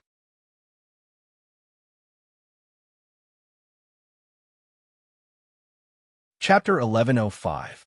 Brother Lin, why do you seem a little out of it? The person who spoke had bright eyes and a beautiful figure. It was the Tianjiao cultivator of Sheng, Jiang Limeng. Sheng was not an ordinary country. As a Taoist vassal state, the Zhuang was a nail that the Jing had hammered into the western region. Although it was a nail, it only had friction with the Yong, Luo, Mo, and Cheng states. It would never dare to hamper the Qin state. Even when the Qin state publicly borrowed the border to ambush Zhuanglia, the Zhuang could only silently endure. After the event, it would ask for some benefits to comfort it. It had no possibility of rejecting the Qin state, and Mount Yujing would not ask it to do so. Sheng, on the other hand, was known as the #1 Taoist vassal state, but it had directly fought the Mu state in the northern region. If the Zhuang state was a nail that could not hurt its opponent and was not very obedient, it needed to be hammered, then the Sheng state was a steel knife. The Jing state wielded it and chopped down in front of the Supreme Royal Court. The ranking of these two countries among the Taoist vassal states could not be mentioned in the same breath. However, the Zhuang state today defeated the Yong state and became famous in the western region. Although it could not be compared to a country like Sheng Nation, it was still better than a few other small countries. Lin Zhengren and Jiang Limeng met in the Huangliang secret realm. It could not be said that they hit it off at first sight, but they were somewhat familiar with each other. Hearing this, Lin Zhengren immediately collected his thoughts and sighed. It was a tough fight just now, and it was difficult to win. After coming to the Riverview platform, only then did I know the heroes of the world. I'm a little depressed and a little ashamed. You can't say that, Jiang Limeng said seriously. We of Tianjiao should become stronger when we meet the strong, and braver when we meet the strong. How can we stand still and hurt our Tao heart? The other Taoist vassal state cultivators who came with them also spoke words of encouragement. Yes, Junior Lin, Senior Jiang is right. If you don't believe in yourself, you might as well go home. Otherwise, you will regret it for the rest of your life. With such a temperament, how can you achieve the Tao? Lin Zhengren, you have to think carefully about why you came. Sai, if you are afraid, it is good to give up now.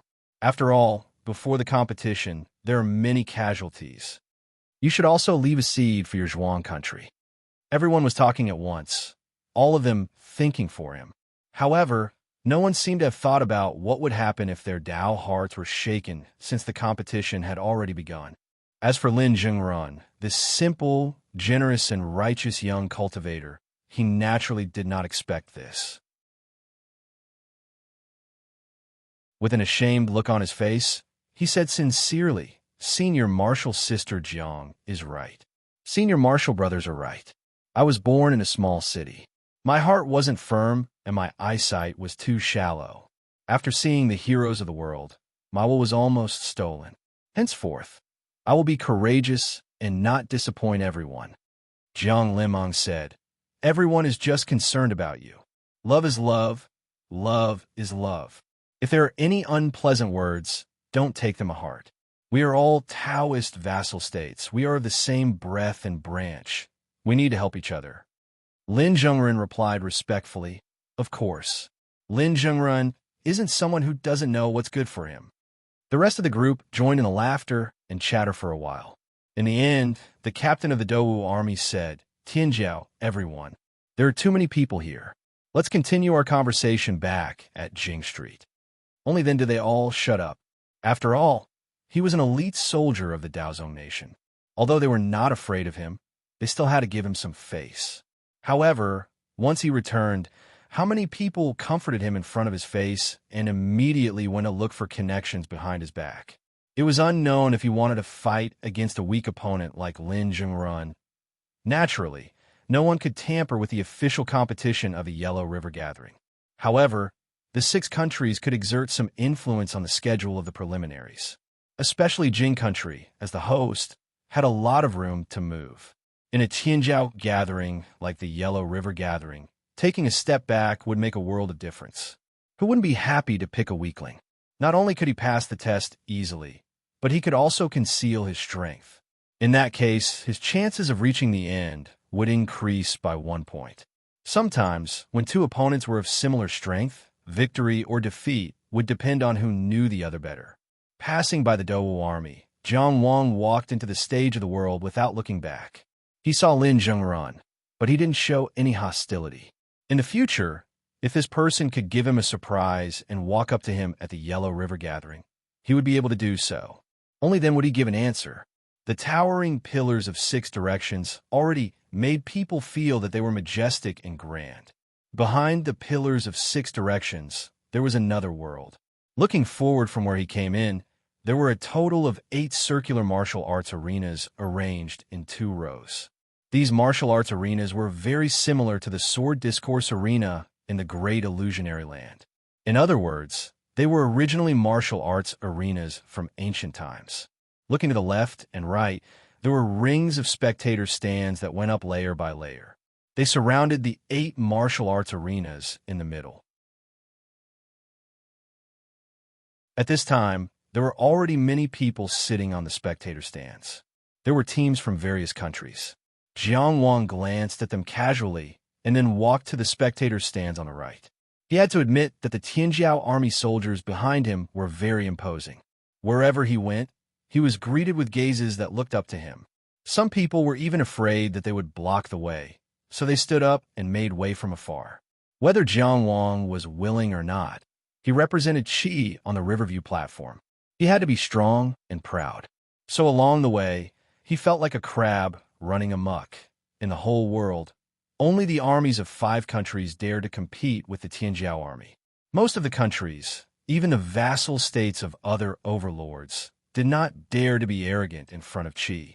As the Tianjiao of Qi, Jiang Wang himself was the focus of attention. Of course, he said most of the countries and not all of them.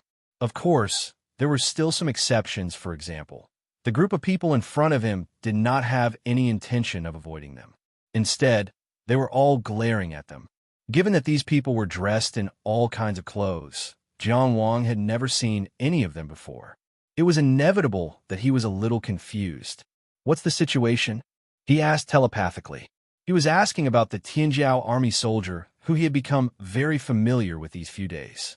His name was Qiao Lin. He had first served in the garrison army in the northern border counties. He had been selected to join the Tianjiao army for 2 years and could be considered a soldier who had been through hundreds of battles. "He's from Xia country," Qiao Lin replied. Jiang Wang was suddenly enlightened. On this Riverview platform, all the countries gathered together and Tianjiao stood together. It was impossible to be completely peaceful. Not to mention that the troops of Qi and the troops of Mu country almost made a scene at the Taowu Bridge. Just the troops of Qin and Chu had never stopped disputes. They were scrupulous about the face of the big countries, so it was impossible for a large-scale battle to happen. However, as far as Jiang Wang knew, there had been more than 10 private duels. The tragedy of the Battle of the Valley made the people of Chu still lick their wounds. Not long ago, Qi took over the Sword Peak Mountain. Jiang Mengxiong killed a perfected person and then went down the mountain. After a small punishment, he returned to Sword Peak Mountain by imperial decree. Xia country naturally could not forget this humiliation. Going back further, the Battle of the Overlords decades ago made the people of Xia country hate them to this day. Naturally, they would not be kind to Jiang Wang and the others. As the strong side, the representative of Qi, Jiang Wang's expression was also relaxed. He walked in front of this group of people calmly. "You're from Tianjiao, right?" Among the people of Xia country, a young man with a sallow face stood up and smiled at Jiang Wang. "I'm looking forward to fighting with you." Jiang Wang smiled. "I'm looking forward to it too. I'm looking forward to seeing you on the stage." The man twitched the corner of his mouth and gritted his teeth. "I won't let you down." Jiang Wang nodded very perfunctorily. "Excuse me." With a "you're not qualified to talk to me for too long" attitude, he left with his people.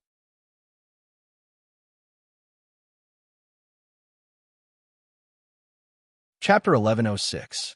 Jiang Wang walked over casually and nonchalantly. He said that he was looking forward to it, but he didn't even ask for the name of the person from Xia. He was indeed Tianjiao of a big country. He was so arrogant that he didn't take anyone seriously at all. This made the people from Xia so angry that their eyes were burning, but they could only watch. No matter what, they couldn't fight with Jiang Wang in the stands. Jiang Ju looked arrogant, but he had secretly asked Qiao Lin through voice transmission. Who was that person just now? Qiao Lin was talkative and had a rich source of information. He could be said to be the know-it-all of Qi's team. This person is Tianjiao of the famous Tan family in Xia. His name is Tan Zhe.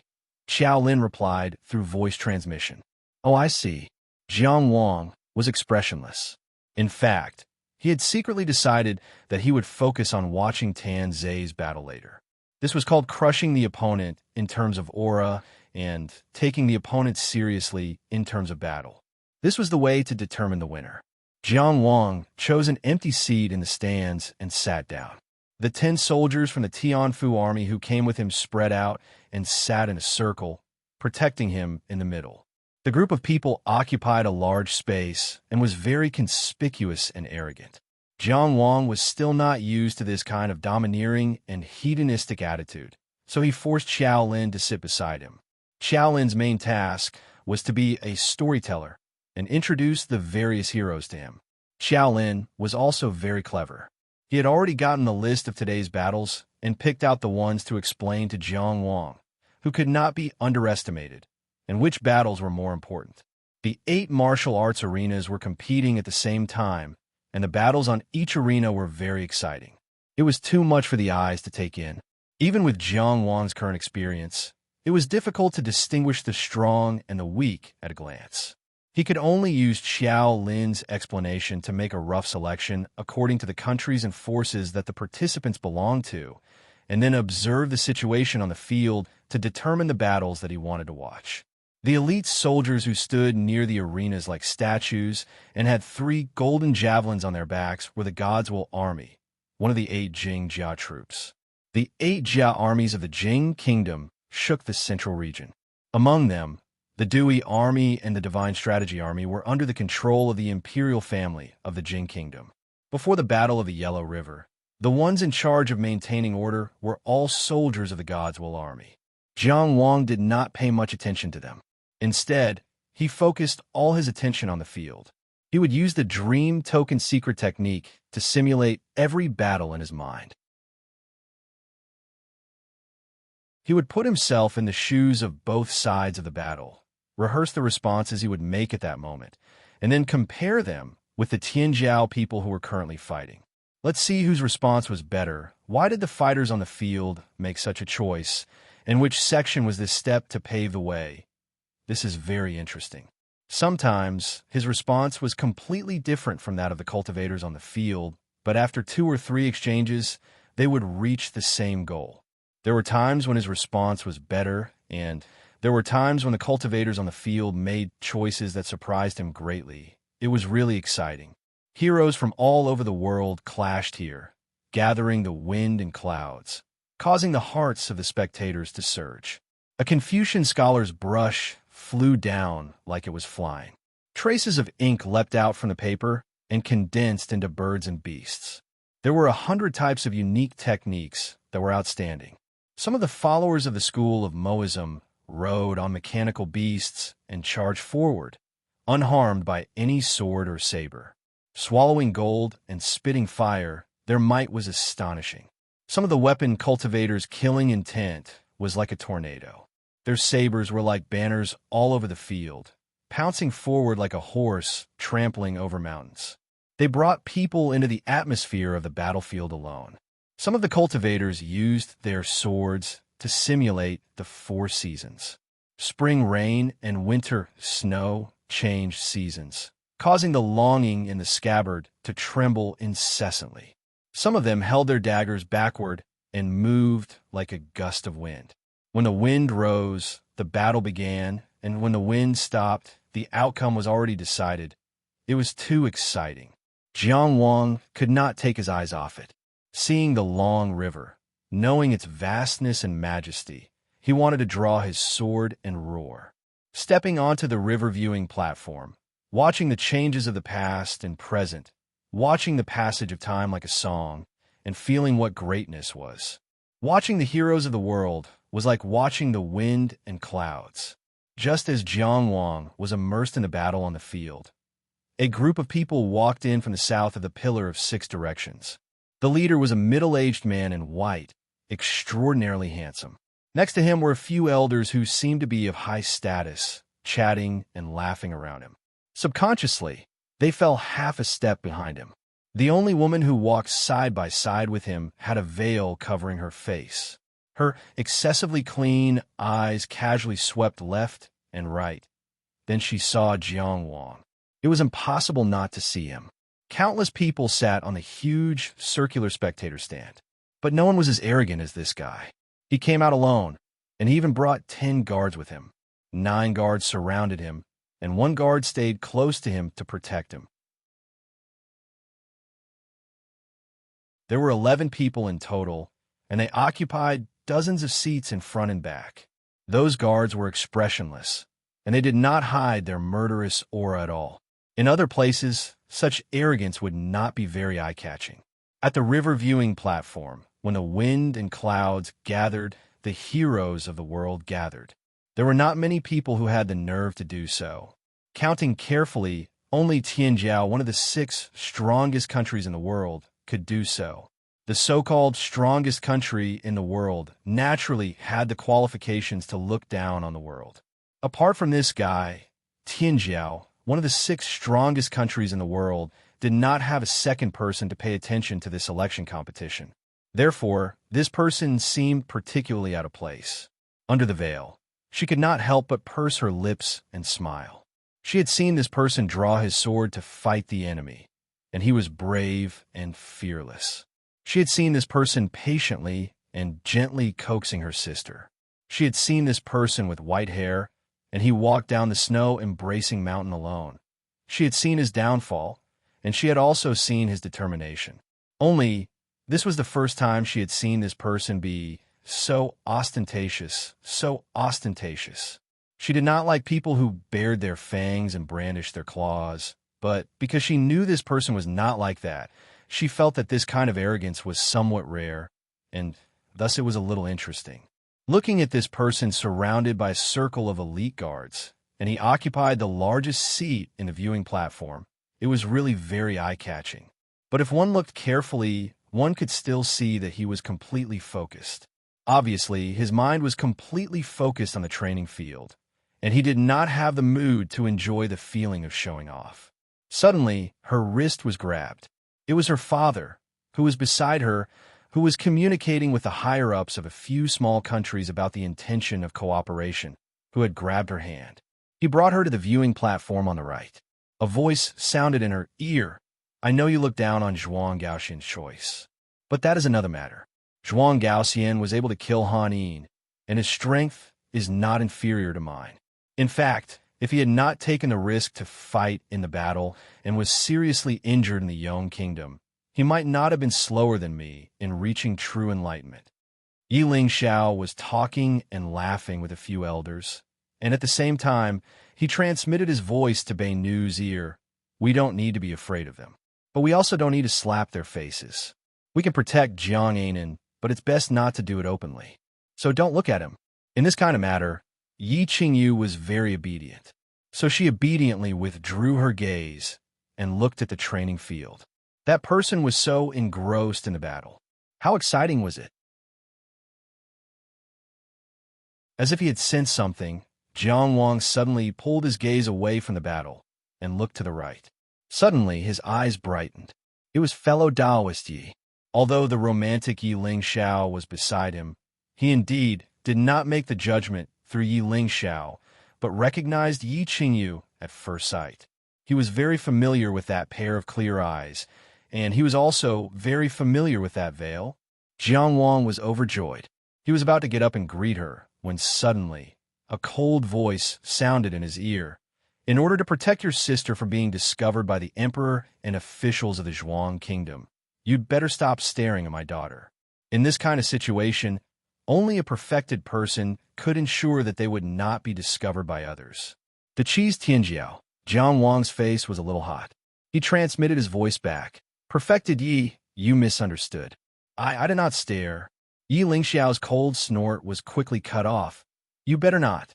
Go and watch your competition."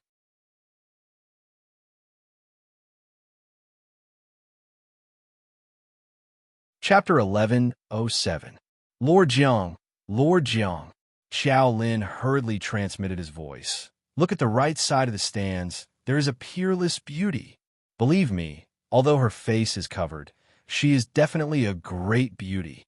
Do you know that your voice transmission is as clear as a drum in the ears of a real person? There's no concealment at all." Jiang Wang sternly retorted. "What are you looking at? Go and watch your competition." Xiao Lin closed his mouth, feeling wronged. This Lord Jiang is too fickle.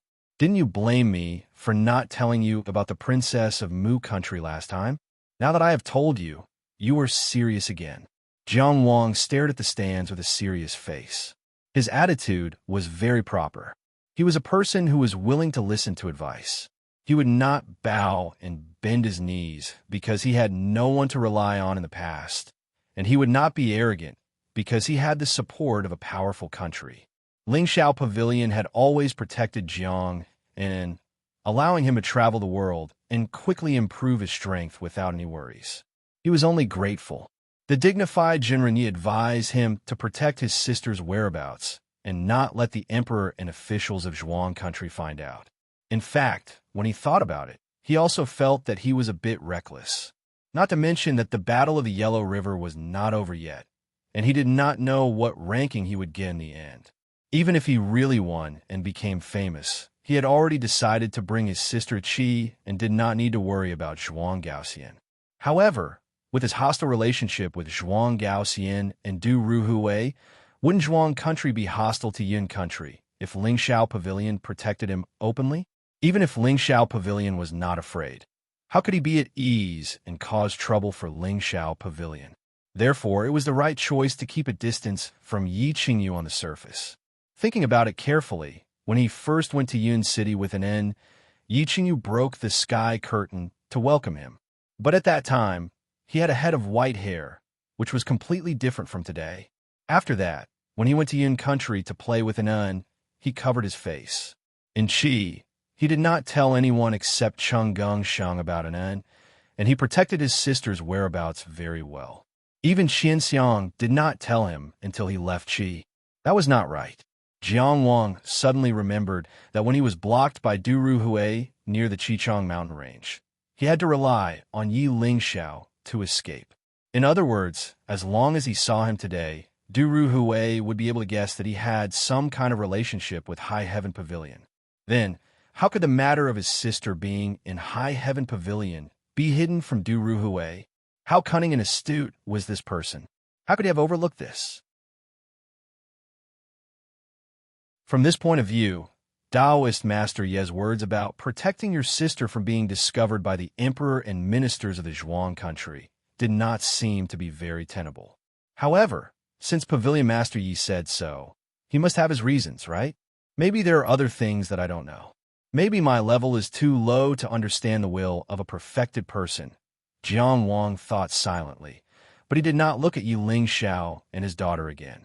On the other side of the stands, Taoist Master Yi calmly dealt with the upper echelons of the various parties and discussed various issues. It was a strategically located building with a grand layout. His elegant bearing was admirable. Observing the Battle of Tianjiu was only a name. The main thing was to discuss cooperation. These people did not intend to compete in the Yellow River, but they came here to observe the battle. Of course, they also had a request. The specific business of the caravan was handled by the upper echelons of the Yun country. Right now, he was only communicating with the powerful figures of these small countries and reaching an agreement with the upper echelons. However, for the High Heaven Pavilion Master, Taoist Master Yi, it was normal for him to be distracted. Therefore, at the same time, his voice sounded in his daughter's ears. You treat him as a friend, care for him so much, and help him so much, but he doesn't even look at you. Alas, I'm not trying to sow discord, but this kid seems to be incapable. Yi Qingyu appeared to be very serious about the battle on the stands. He replied, Ask a question. Ask away. Between High Heaven Pavilion Master and Uncle Ah Cho, who is more childish? It must be Ah Cho. What do you mean? How is your father childish? Think about it yourself. How is it childish? No, you have to tell me clearly. What kind of person am I, Yi Lingxiao, who can dominate the world and become a pavilion master? How is it childish? Yi Qingyu silently got up and moved to the side. He was still staring at the battle and did not reply. Yi Lingxiao let out a long sigh in his heart. Looking at the core figures of the small countries next to him, he suddenly felt somewhat dispirited. But after all, he was not the kind of person who would put his personal feelings above the interests of the sect. He still responded appropriately and did not lose his poise. But suddenly, an angry rebuke sounded in Jiang Wang's ears. You better be careful. Jiang Xingyang of Tianjiao into Qi was secretly shocked. He did not know what had happened. He hurriedly replied, Pavilion Master, what happened? Nothing. I told you to be careful. Du Ruhui also came to the river viewing platform this time. This old fellow is not easy to deal with. Jiang Wang thanked him repeatedly. Junior understands. I will definitely be careful. Thank you for your guidance, Taoist Master Yi. He waited for a while. Seeing that Taoist Master Yi did not reply, he finally relaxed, and did not follow Yi Lingxiao to the river viewing platform. He was relieved, but also somewhat disappointed. He did not want him to see him fight to the death. Thus, he did not tell Anan about his participation in the Yellow River meeting in the letter. He only chatted with Yi Qingyu for a while. But if Anan could really come and see his glory, he would also be very happy. As an elder brother, he felt very conflicted. Tao Yi is on stage. Xiao Lin reminded him again. This kid was indeed clever. He knew how to figure out the meaning of superior. This kind of talent was not even a commander. It could be seen that the Tiantua army was very strict. They only cared about strength and merit. Jiang Wang calmly looked away. Tao Yi, with his sallow face, just happened to jump onto the stage. Standing in front of him was a young man in a short jacket with a childish face. He is a genius from Rome. But before this Yellow River meeting, he was not very famous.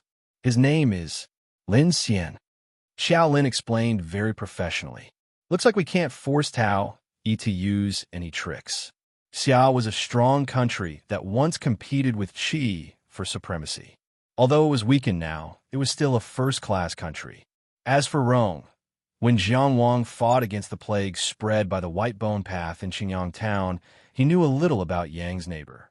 Rome's strength was about the same as Yang's, but could only tremble under Qi's military might. Although it could barely maintain its independence, it was only a matter of time before it submitted a petition and became Qi's vassal state. Rome's team and Xiao's team were unlucky to meet. Jiang Wang looked at Tao Yi and Lin Xian. He especially noticed Lin Xian's saber and the hand holding it. Suddenly, he sighed and said, "Not necessarily." Lin Xian's saber was a chopper. The head of the saber was very heavy, the back of the saber was very thick, and the blade was very sharp. The wooden handle was about 1/3 of the length of the saber. Lin Xian's calloused hand held the wooden handle steadily. It did not move at all. His weathered hand and his young and slightly immature face did not match. But this hand and the saber were very compatible. Jiang Wang looked at them seriously. He felt like he was in a trance. The hand was like the handle of the saber, and the saber was like an extension of the hand. He was very familiar with this kind of intimate connection. It was the same when he held the acacia viburnum. For a person and a saber to be so compatible, this person's saber skills must be extraordinary. This Lin Xian, he was not famous before, probably because Rome wanted to make a name for himself in this Yellow River Conference. In this magnificent era, many countries, many individuals were doing their best to fight for their own survival. As an elite of the Tianjia army, Jolin had rich battle experience. He had his own understanding of the outcome of a battle, but he believed Jiang Wang's judgment unconditionally. Thus, he immediately changed his stance and laughed gloatingly. Then Lin Xian is pretending to be a pig to eat the tiger? Interesting. Seeing how arrogant and careless Tao Yi is, he might not even be able to get a spot in the Yellow River Conference. Haha, Xia people. The reason why he trusted Jiang Wang so much and changed his stance without hesitation was not because Jiang Wang had gotten a spot in the Yellow River Conference. Instead, it was because of Wang Yiwu. Along the way, Wang Yiwu was invincible in the army and was worshipped by many soldiers. After taking the honor of being the first reaching Heaven State in history, he lost to Jiang Wang in the Soaring Dragon State. Then he was defeated in the Inner Mansion. This achievement shocked Lin Zi and caused a huge commotion in the army. It was precisely because of Wang Yiwu's strong dominance in every realm that he had walked through in the military. For the soldiers of the Qi state, defeating Wang Yiwu in the same state was more convincing than anything else. Jiang Wang sat upright and didn't speak, holding his knees. He had entered the battle mode and was feeling the qi of both sides. In the field, under the gazes of many people, Lin Xian held his saber and looked at his opponent without moving. Tao Yi looked back at him quietly. The saber had no scabbard. Such a heavy saber with such a shape had no scabbard. But it didn't look lonely. The hand was its support and the source of its strength. It was closely connected with the saber and worked together. When the general of the Gods' Will army announced the start of the battle, Lin Xian's hand had already moved. His expression was still reserved and a little shy because he was afraid of meeting strangers. But his saber chopped forward as naturally as chopping would.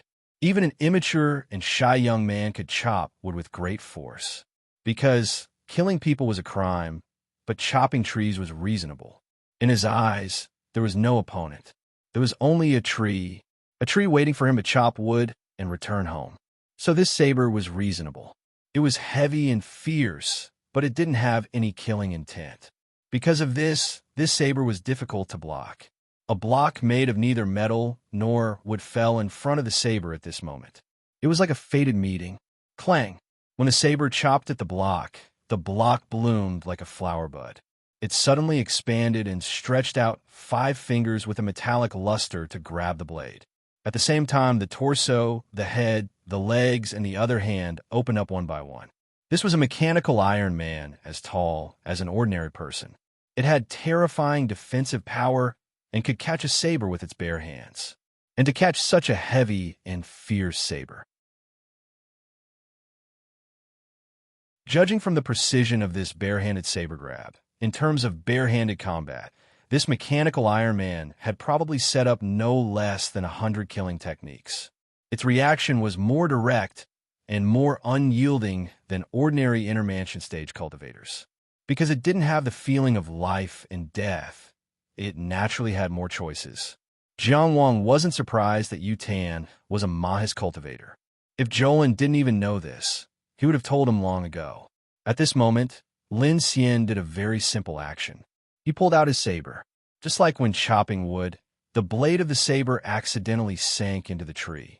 He pulled it out and chopped again. Of course, this was a simple action. His action of pulling out the saber was also very relaxed. But the problem was this saber was clearly already in the hands of the mechanical Iron Man. It was clearly tightly grasped by the saber. This was definitely not simple. The saber seemed to suddenly lose its restraints and appeared in Lin Xian's hands again. Once again, it chopped down freely and naturally. Clang! The mechanical Iron Man couldn't dodge in time. Before it could block, the saber chopped off its left arm. Sparks flew everywhere. These weren't fire element Dao techniques. These were the sparks created when the saber chopped against the iron hand. Crack, crack, crack. The mechanical Iron Man made very difficult noises, but the entire mechanical left arm flew up and fell down smoothly. The saber chopped down a piece of wood. The woodcutter naturally wouldn't stop here. He wanted to chop down more wood. He wanted to return with a full load. Many people were waiting for his harvest. The woodcutter's home was waiting for him. So Lin Xian walked forward. His footsteps were very simple and ordinary. He lifted his foot and took a step. It was as simple as the woodcutter walking to the next tree. But this step had already bypassed the mechanical Iron Man and came face to face with Yu Tan. The feeling of this step even made Jiang Wang think of his own meteoric rise. But Lin Xian only raised his saber and chopped again. Those who had chopped down trees before knew that it was very difficult to chop down a tree with a single strike. One had to cut in from different angles and exert force towards the same horizontal cut. So Lin Xian's saber also changed its angle and chopped diagonally towards Yu Tan's waist. It was too natural and too practical a strike. Lin Xian seemed to have already pressed down on this tree and was about to cut it in half. If this strike landed, Yu Tan's upper and lower body would probably be separated. But in front of Lin Xian's feet, there was a black ball. This ball had appeared there at some unknown time. At this moment, it suddenly expanded. The round shell opened, and a tiger-shaped mechanical beast rushed out of the round shell and bit the saber. The round shell retracted behind its back and turned into wings. At first glance, it even looked like a ladybug. This was a ladybug. The puppet theory said, like a tiger with wings, like a ladybug with strength. Its evilness was greater than that of a tiger, and its power was even greater. Obviously, Yu Tan didn't let down his guard as Qiao Lin had hoped. He valued his opponent very much. The second puppet was already prepared. The Yellow River Conference prohibited all external items, such as artifacts, armors, and Taoist robes. Apart from weapons, cultivators could only rely on their own strength to win. For cultivators who cultivated the Mahist arts, there were other restrictions. Cultivators from the Mahist arts could only use the puppets they had refined, and the number of puppets could not exceed 5. This was to prevent Mahist cultivators from using puppets that were far stronger than their own to win, turning the Yellow River Conference into a competition of national strength. Before the competition, the puppets used by Mahis cultivators had to be checked by specialists. Only after confirming that the owner of the puppet was the same as the one who had refined it would they be allowed to use it. Once a cultivator used a puppet that exceeded the approved level, they would immediately be disqualified and lose the right to continue the competition. This was perhaps unfair to Mahist cultivators. After all, the pursuit of Mahist cultivators was to be good at making use of objects. The stronger the object, the better. It didn't matter who had refined it. It would be best if a meridian wandering cultivator could control a true monarch-level puppet. That would be wonderful. Many Mahist cultivators spent all their wealth on puppets.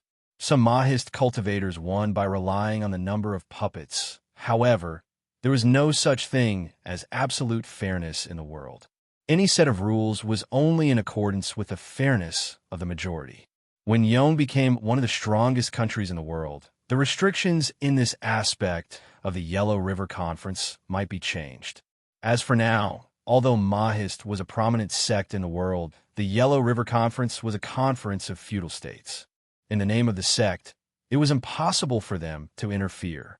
Because of the restrictions of the rules, at this moment, after taking out an iron puppet and a lady tiger, there was still space for 3 more puppets. Both Tao Ji and Lin Xian were very clear about this. Regardless of whether it was the iron puppet or the lady tiger, they were both extraordinary. Just how strong were the remaining 3 puppets that had yet to appear? Tao Ji's chances of winning were too high. However, Lin Xian still only pulled out his saber. He naturally pulled out his hatchet again. For some reason, this hatchet escaped from the lady tiger's mouth. And this hatchet was aimed at Tao Ji's head. P.S. Puppet theory has no source. The author made it up himself. There will be more in the future. No further explanation.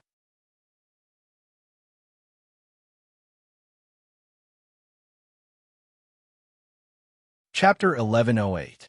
Lin Xian's hatchet struck again. Cutting down the mountain and cutting down the firewood was unstoppable. But Tan, he was expressionless. Taking a step back, the lady tiger was already in front of him. The lady tiger was extremely fast. Before the hatchet struck, it caught the hatchet with its back. On the back of the lady tiger, 3 light spots lit up one after another, forming a triangle. The hatchet struck again. Clang! The lady tiger hung in the air, unmoving. But Lin Xian's hatchet was bounced back. This was the first time since the start of the battle that Lin Xian's hatchet struck but did not succeed. The energy consumed by the lady tiger's block could be calculated in primeval stones. Of course, Tan Yi was representing Xia this time, so he did not need to consider the energy consumption. As for the lady tiger's defensive ability, he had already expected it. Thus, he reacted quickly. He took 2 steps back. His right hand pulled out a silver chain from his left sleeve. With a bang, it turned into a taut chain spear. He did not take any stance. Instead, he loosened his fingers and the chain spear shot out, heading straight for Lin Xian's throat. In the extreme speed, the triangular tip of the chain spear suddenly opened a pair of dark green eyes. How was this a chain spear? It was clearly a triangular snake. Facing the enemy, it revealed its ferocious face. In an instant, it sped up. Wherever it passed, it brought with it the faint sound of wind. This puppet was called the chain snake. The theory of puppets said, this chain is not used to bind, but to kill. It is not a chain used to imprison, but a chain spear used to kill. The lethality of this puppet could be seen from this sentence. The 2 people in the battle each had their own exciting reactions. Tan, he took a step back, shook out the chain snake, and fiercely counterattacked. Before this, Lin Xian's hatchet was in the air. With a light twist, the hatchet struck back. His hatchet and arm had clearly been bounced back by the lady tiger's shell.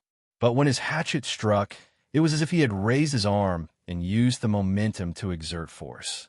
It was such a natural strike. Clang! The hatchet landed on the lady tiger's back.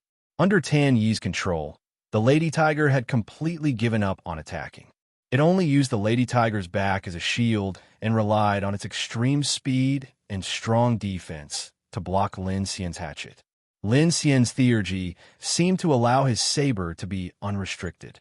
Therefore, after 2 attempts, the tentacle immediately gave up on seizing the saber and also gave up on restraining it. Instead, it turned to blocking. This time the chopper did not succeed, but it was not unscathed. At the same time, Lin Xian pulled his sword back. The chain snake had already opened its eyes. It dashed forward and pierced through Lin Xian's chest. The triangular snake head suddenly exploded on Lin Xian's back. Like a snake flicking its tongue, 9 barbs shot out and hooked onto Lin Xian's back, nailing his muscles and bones and suppressing his Tao essence blood. Not only that, at the same time, an arm with a metallic luster quietly pressed against Lin Xian's neck, locking him upside down. It was the golem that Lin Xian had chopped off earlier. At this moment, the 2 puppets of pity surrounded him. No one doubted that this iron arm could easily take Lin Xian's head off. But Lin Xian, he still lifted his saber. When he lifted his saber, he was still bound by the chained snake and the golem. It seemed that other than admitting defeat, there was only death left. But when his saber came down, he was already in front of the tentacle with his saber. If not for the fact that his chest was still bleeding, his neck would have caved in a little. Everything that had happened before seemed to have never happened. At this moment, even Yiling Xiao, who was talking to people on the spectator stand, could not help but look over. He recognized this unfettered theurgy. The owner of this theurgy was not restricted in any way. If it was properly developed, it would definitely be a first-class theurgy. Clang! Lady Tiger once again blocked in front of the tentacle, blocking Lin Xian's saber. The tentacle took 3 steps back. His expression became serious. At this moment, Lady Tiger was in front of him, firmly blocking his opponent's attack.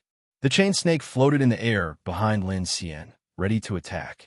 His golem, Qi Tiannu, had also turned around and was ready to attack at any time. And the wound on Lin Xian's chest was so hideous. Fresh blood flowed out. I don't want to kill anyone. Admit defeat. The tentacle raised his head and said, "The Rome Kingdom is just a small kingdom. It probably can't afford to lose a genius like you." Lin Xian's theurgy was indeed powerful. But on the battlefield, the tentacle's advantage was very obvious. The unfettered theurgy allowed Lin Xian to attack freely at any time. But his saber could not cut through Lady Tiger. It could not cause any real damage to the tentacle. The tentacle's chain snake and mechanical Iron Man could kill Lin Xian at any time. Moreover, the tentacle still had 2 more golems that had not been revealed. Who knew what other trump cards he had? At this moment, the tentacle asked Lin Xian to admit defeat. It was very fitting of a great country. But Lin Xian held his saber. His gaze did not waver. The Rome Kingdom had hidden him very well and nurtured him very carefully. His face was very young. He did not even have enough murderous aura. Everything showed that he was still young. Youth meant that he had a long future and many possibilities. It was not worth it to end it here. But, back then, Yang Jinda was also the Tianjiao that everyone praised. He was once on the same level as Chongxian and Chu Liang. Back then, Jicheng was also very impressive. He even made it into the main competition of the Yellow River Gathering. Unfortunately, he was defeated by the Tianjiao of the Jing Kingdom. What happened after that? Jicheng was completely blocked by Qi. All of his opportunities to advance were destroyed. In the end, he did not even achieve God's arrival. Time was on Tianjiao's side. It was true.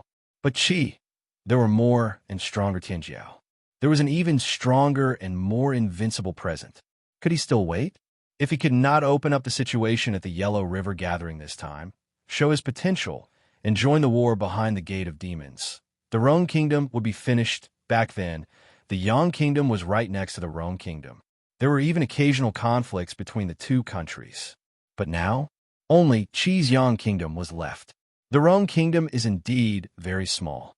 Lin Xian looked at the tentacle. The wound on his chest did not seem to affect him at all. He said calmly, "But in my heart, it is very big. How big is my motherland? It fills my heart." Lin Xian took a step forward. He took a normal step forward and chopped down with a saber. It was like a woodcutter chopping firewood. No, it was not just one slash. His slash came from the left, right, front, and back. It came from countless different angles. The woodcutter came to chop down the mountain. Clang! This voice was much thicker and heavier than any of the previous voices. It was a sound that was made by thousands of times. The chopper fell. Crack! The ladle's back cracked. The entire ladle tiger puppet was split into two and fell to the ground. The ladle tiger, which had extremely strong defense, was split into two. The part of Lin Xian's hand that was holding the chopper was already full of blood. However, at this moment, the chain snake had already arrived. Qi Tiannu, the mechanical Iron Man, rushed over. Lin Xian turned around and slashed. The blade of the chopper collided with the spear tip of the chain snake. This slash actually split the chain snake into two. Crack! It was not the sound of the chain snake breaking. Instead, it was the sound of all the finger bones on Lin Xian's right hand breaking. He used the strength that he could not control. The chopper flew out of his hand. It was caught by his left hand. He took a step forward and chopped down with the chopper, cutting off the mechanical Iron Man's arm. With another slash, Qi Tiannu's mechanical head flew up. The mechanical Iron Man fell to the ground. It was simple, natural, and straightforward. In a flash, the situation on the field had changed. Tanji's three puppets were all destroyed. Lin Xian turned around and stepped forward again. The chopper fell. This time, there was no ladle tiger to counteract. Xiao Lin almost wanted to applaud Lin Xian and celebrate the early elimination of the Xia people. However, Tanji suddenly pressed his middle finger on his left ear and tilted his head. A round black shadow suddenly flew out from his right ear. The black shadow suddenly stretched out in the air. It had a single claw, a ghost face, a rat-like body, and a pair of wings. It raised its head high and opened its mouth-like mouth. Lin Xian, who was holding the chopper like a god, was now bleeding from his 7 orifices and fell to the ground. This thing was not a puppet. It was a living thing. Tanji was not only a Mahis cultivator. He was not only proficient in the art of puppetry, but also in the art of beast taming.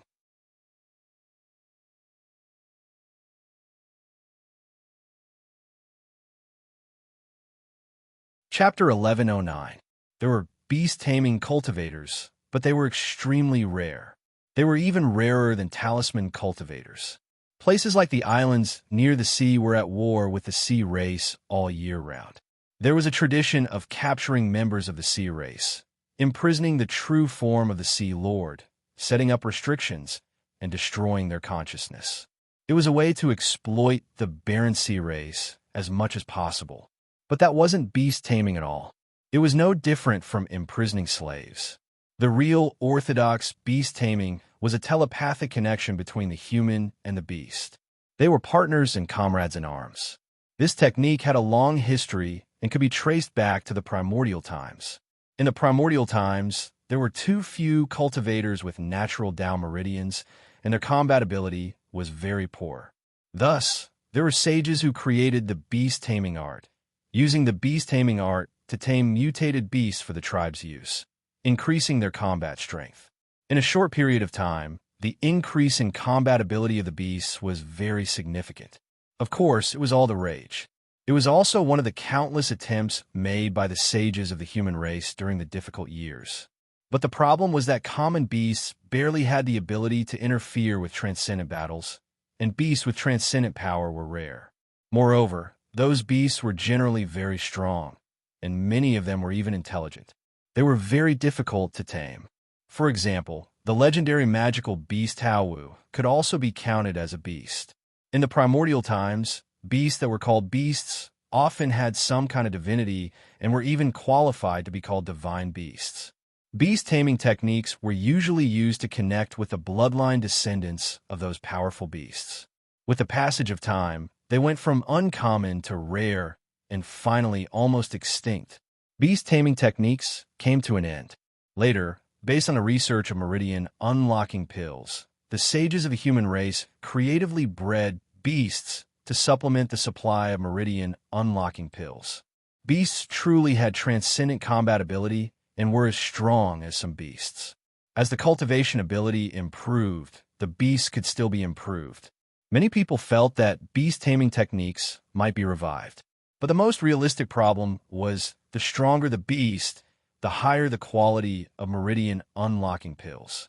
The fundamental purpose of beast taming techniques was to increase transcendent power. But beasts and human cultivators couldn't be compared at all. Survival of the fittest. That was all. In the long history of cultivation, there were countless cultivation methods that had been eliminated. The art of beast taming was just one of them. When the later generations mentioned it, they couldn't help but sigh a few times, but that was it. As for the mutated beasts themselves, there were only a few rare mutated beast bloodlines that were still difficult to pass down in the modern world. For example, the giant tortoise in the Blessed Nation was one of them, but it was also very rare. Tanzei's puppetry technique was already extraordinary. Regardless of whether it was Chi Tianyu, Lady Tiger, or Chain Snake, they were not something that ordinary jet black sect cultivators could create. As for the beast taming technique that he cultivated, it had also reached an extremely profound level. This single-clawed ghost-faced rat bat had been trained very well, and its innate ability was shockingly strong. As soon as it appeared, it defeated Lin Xian. Judging from the fact that the Godswill Army's general didn't stop it, the exotic beast tamed by Tentacle should be counted as one of the 5 puppets, so it wasn't against the rules. Outside the arena, Jolin was shocked beyond words. He even forgot to send a voice transmission as he muttered, "Tao E is so strong." This was indeed an unexpected battle. It was unexpectedly exciting. Many people thought that the battle was going to end without any suspense, but there were many twists and turns in the arena, one after another. Lin Xian's unrestrained theurgy, coupled with the extremely powerful saber technique that he displayed later on, could be said to be able to cut through mountains and cut through rivers. If he hadn't met an opponent like Tanzei, he would have had a chance to enter the competition. When these two powers were combined, there was an extremely frightening space for imagination. Jiang Wang was very sure that if Lin Xian could develop these two powers to the extreme, he would even be qualified to compete for first place in the Yellow River competition. Unfortunately, he obviously had too little experience. Ronghua had hidden him very well, so he didn't have many opportunities to grow. Of course, if he had become famous earlier, he might not have achieved what he had today. A person's strength was determined by his opponent. It was precisely because Lin Xian was so strong that the power that Tanzei displayed was even more shocking. Even Lin Xian, who was so strong, couldn't turn the situation around. It wasn't hard to imagine how strong Tanzei was. No wonder he dared to challenge the Chi Tianjiao. He had the aura of wanting to win back the Xia's reputation. Unfortunately, Jiang Wang sighed softly. He doesn't have a chance. They were still in the selection stage. At such an early stage, Tanzei had already met Lin Xian and was forced to use most of his skills. All 3 of his puppets were destroyed. Even if they could be repaired quickly, everyone knew about them already. The single-clawed ghost face bat's superpower was also revealed to everyone. Tanzei had at most 1 more puppet or 1 more mutated beast. The space was too small. On the battlefield, this was called losing strategic depth. He was destined to lose. In an event like the Yellow River competition, before he walked off the stage, his exciting battle was probably already known to all of his strong opponents. But for Jiang Wang, he wasn't happy about losing such a strong opponent. Instead, he felt that it was a pity that he might not have a chance to fight someone with such a special ability. Xiao Lin didn't think clearly for a moment. He was still worried about the Xia's Tianjiao. But after hearing Jiang Wang's words and seeing Tanzei's ugly expression, he roughly understood. At this moment, Tanzei stood alone on the stage. There was no joy on his face. The single-clawed ghost face bat hovered beside him. Lin Xian lay on the ground. No one knew if he was dead or alive. The 3 puppets that had been destroyed by the hatchet were scattered around Lin Xian. No one spoke for a long time. Many people finally realized that the Yellow River competition didn't forbid life and death. Even someone as weak as Ronghua had come alone to keep a low profile. This meant that Lin Xian, who was unconscious and unable to surrender, was now in Tanzei's control. Would Tanzei kill this opponent who had destroyed his puppets and destroyed his hope? Lord Jiang, Xiao Lin swallowed and asked telepathically, "Will he kill Lin Xian?" After such an exciting battle, Jiang Wang was very calm. He asked, "What do you want him to do?" Xiao Lin thought for a moment and said, "Kill." The reason was simple. Lin Xian was Ronggua's Tianjiao. Ronggua was Qi's side. A small country like Ronggua had hidden this genius so well. Their vigilance and resistance towards Qi couldn't be more obvious. If Lin Xian died, Ronggua's last hope would be gone. Of course, Qi was happy to see this. Jiang Wang said, "So Tanzhe won't kill him." On the stage, Tanzhe looked at Lin Xian, who had collapsed on the ground. His eyes were filled with unconcealable killing intent. The Sword Peak Mountain, a famous mountain with great significance, had been returned by imperial decree. The Xia was now the laughingstock of the world. As one of the representatives of the Xia, he came to the Yellow River competition to win back some honor for the Xia. But he was stopped by a cultivator from Ronggua, who had exposed so many of his trump cards during the competition. How could he not hate him? But after a moment of silence, he finally said to the general of the God's Will Army, "The result has been decided, right?" The general of the God's Will Army raised his hand expressionlessly and said, "The winner of the Gung stage, the Xia takes pity on him."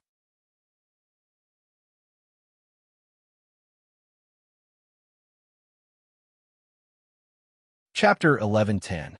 No matter how talented Lin Xian was, his life and death had no effect on the Xia. Rome was a small country that was thousands of miles away. The Xia did not need to care about its attitude. However, his life and death might have a slight impact on the state of Qi. A living Lin Xian might not be able to cause any trouble for Qi. There had been countless geniuses like him in the history of small countries, but not many of them had been able to influence the situation of a region. However, with a Tianjiao like Lin Xian, there was at least a possibility that he could cause trouble for Qi. That was enough.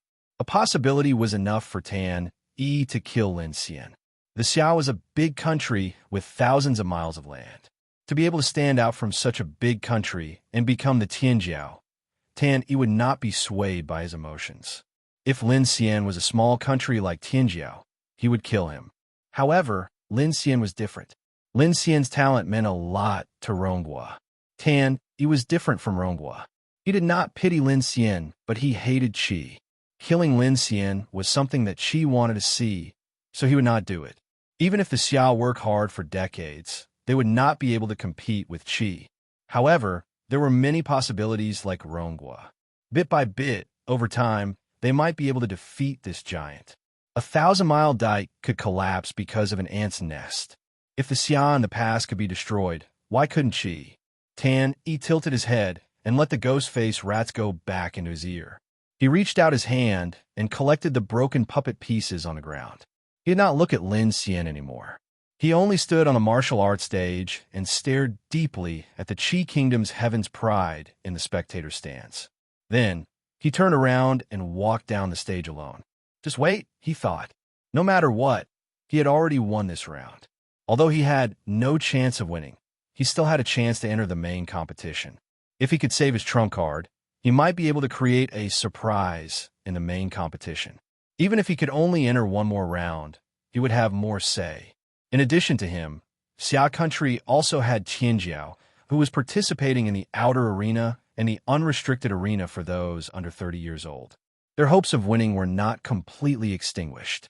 In comparison, Lin Xian, who had risked his life to fight for a glimmer of hope for the Rong Kingdom, had failed completely.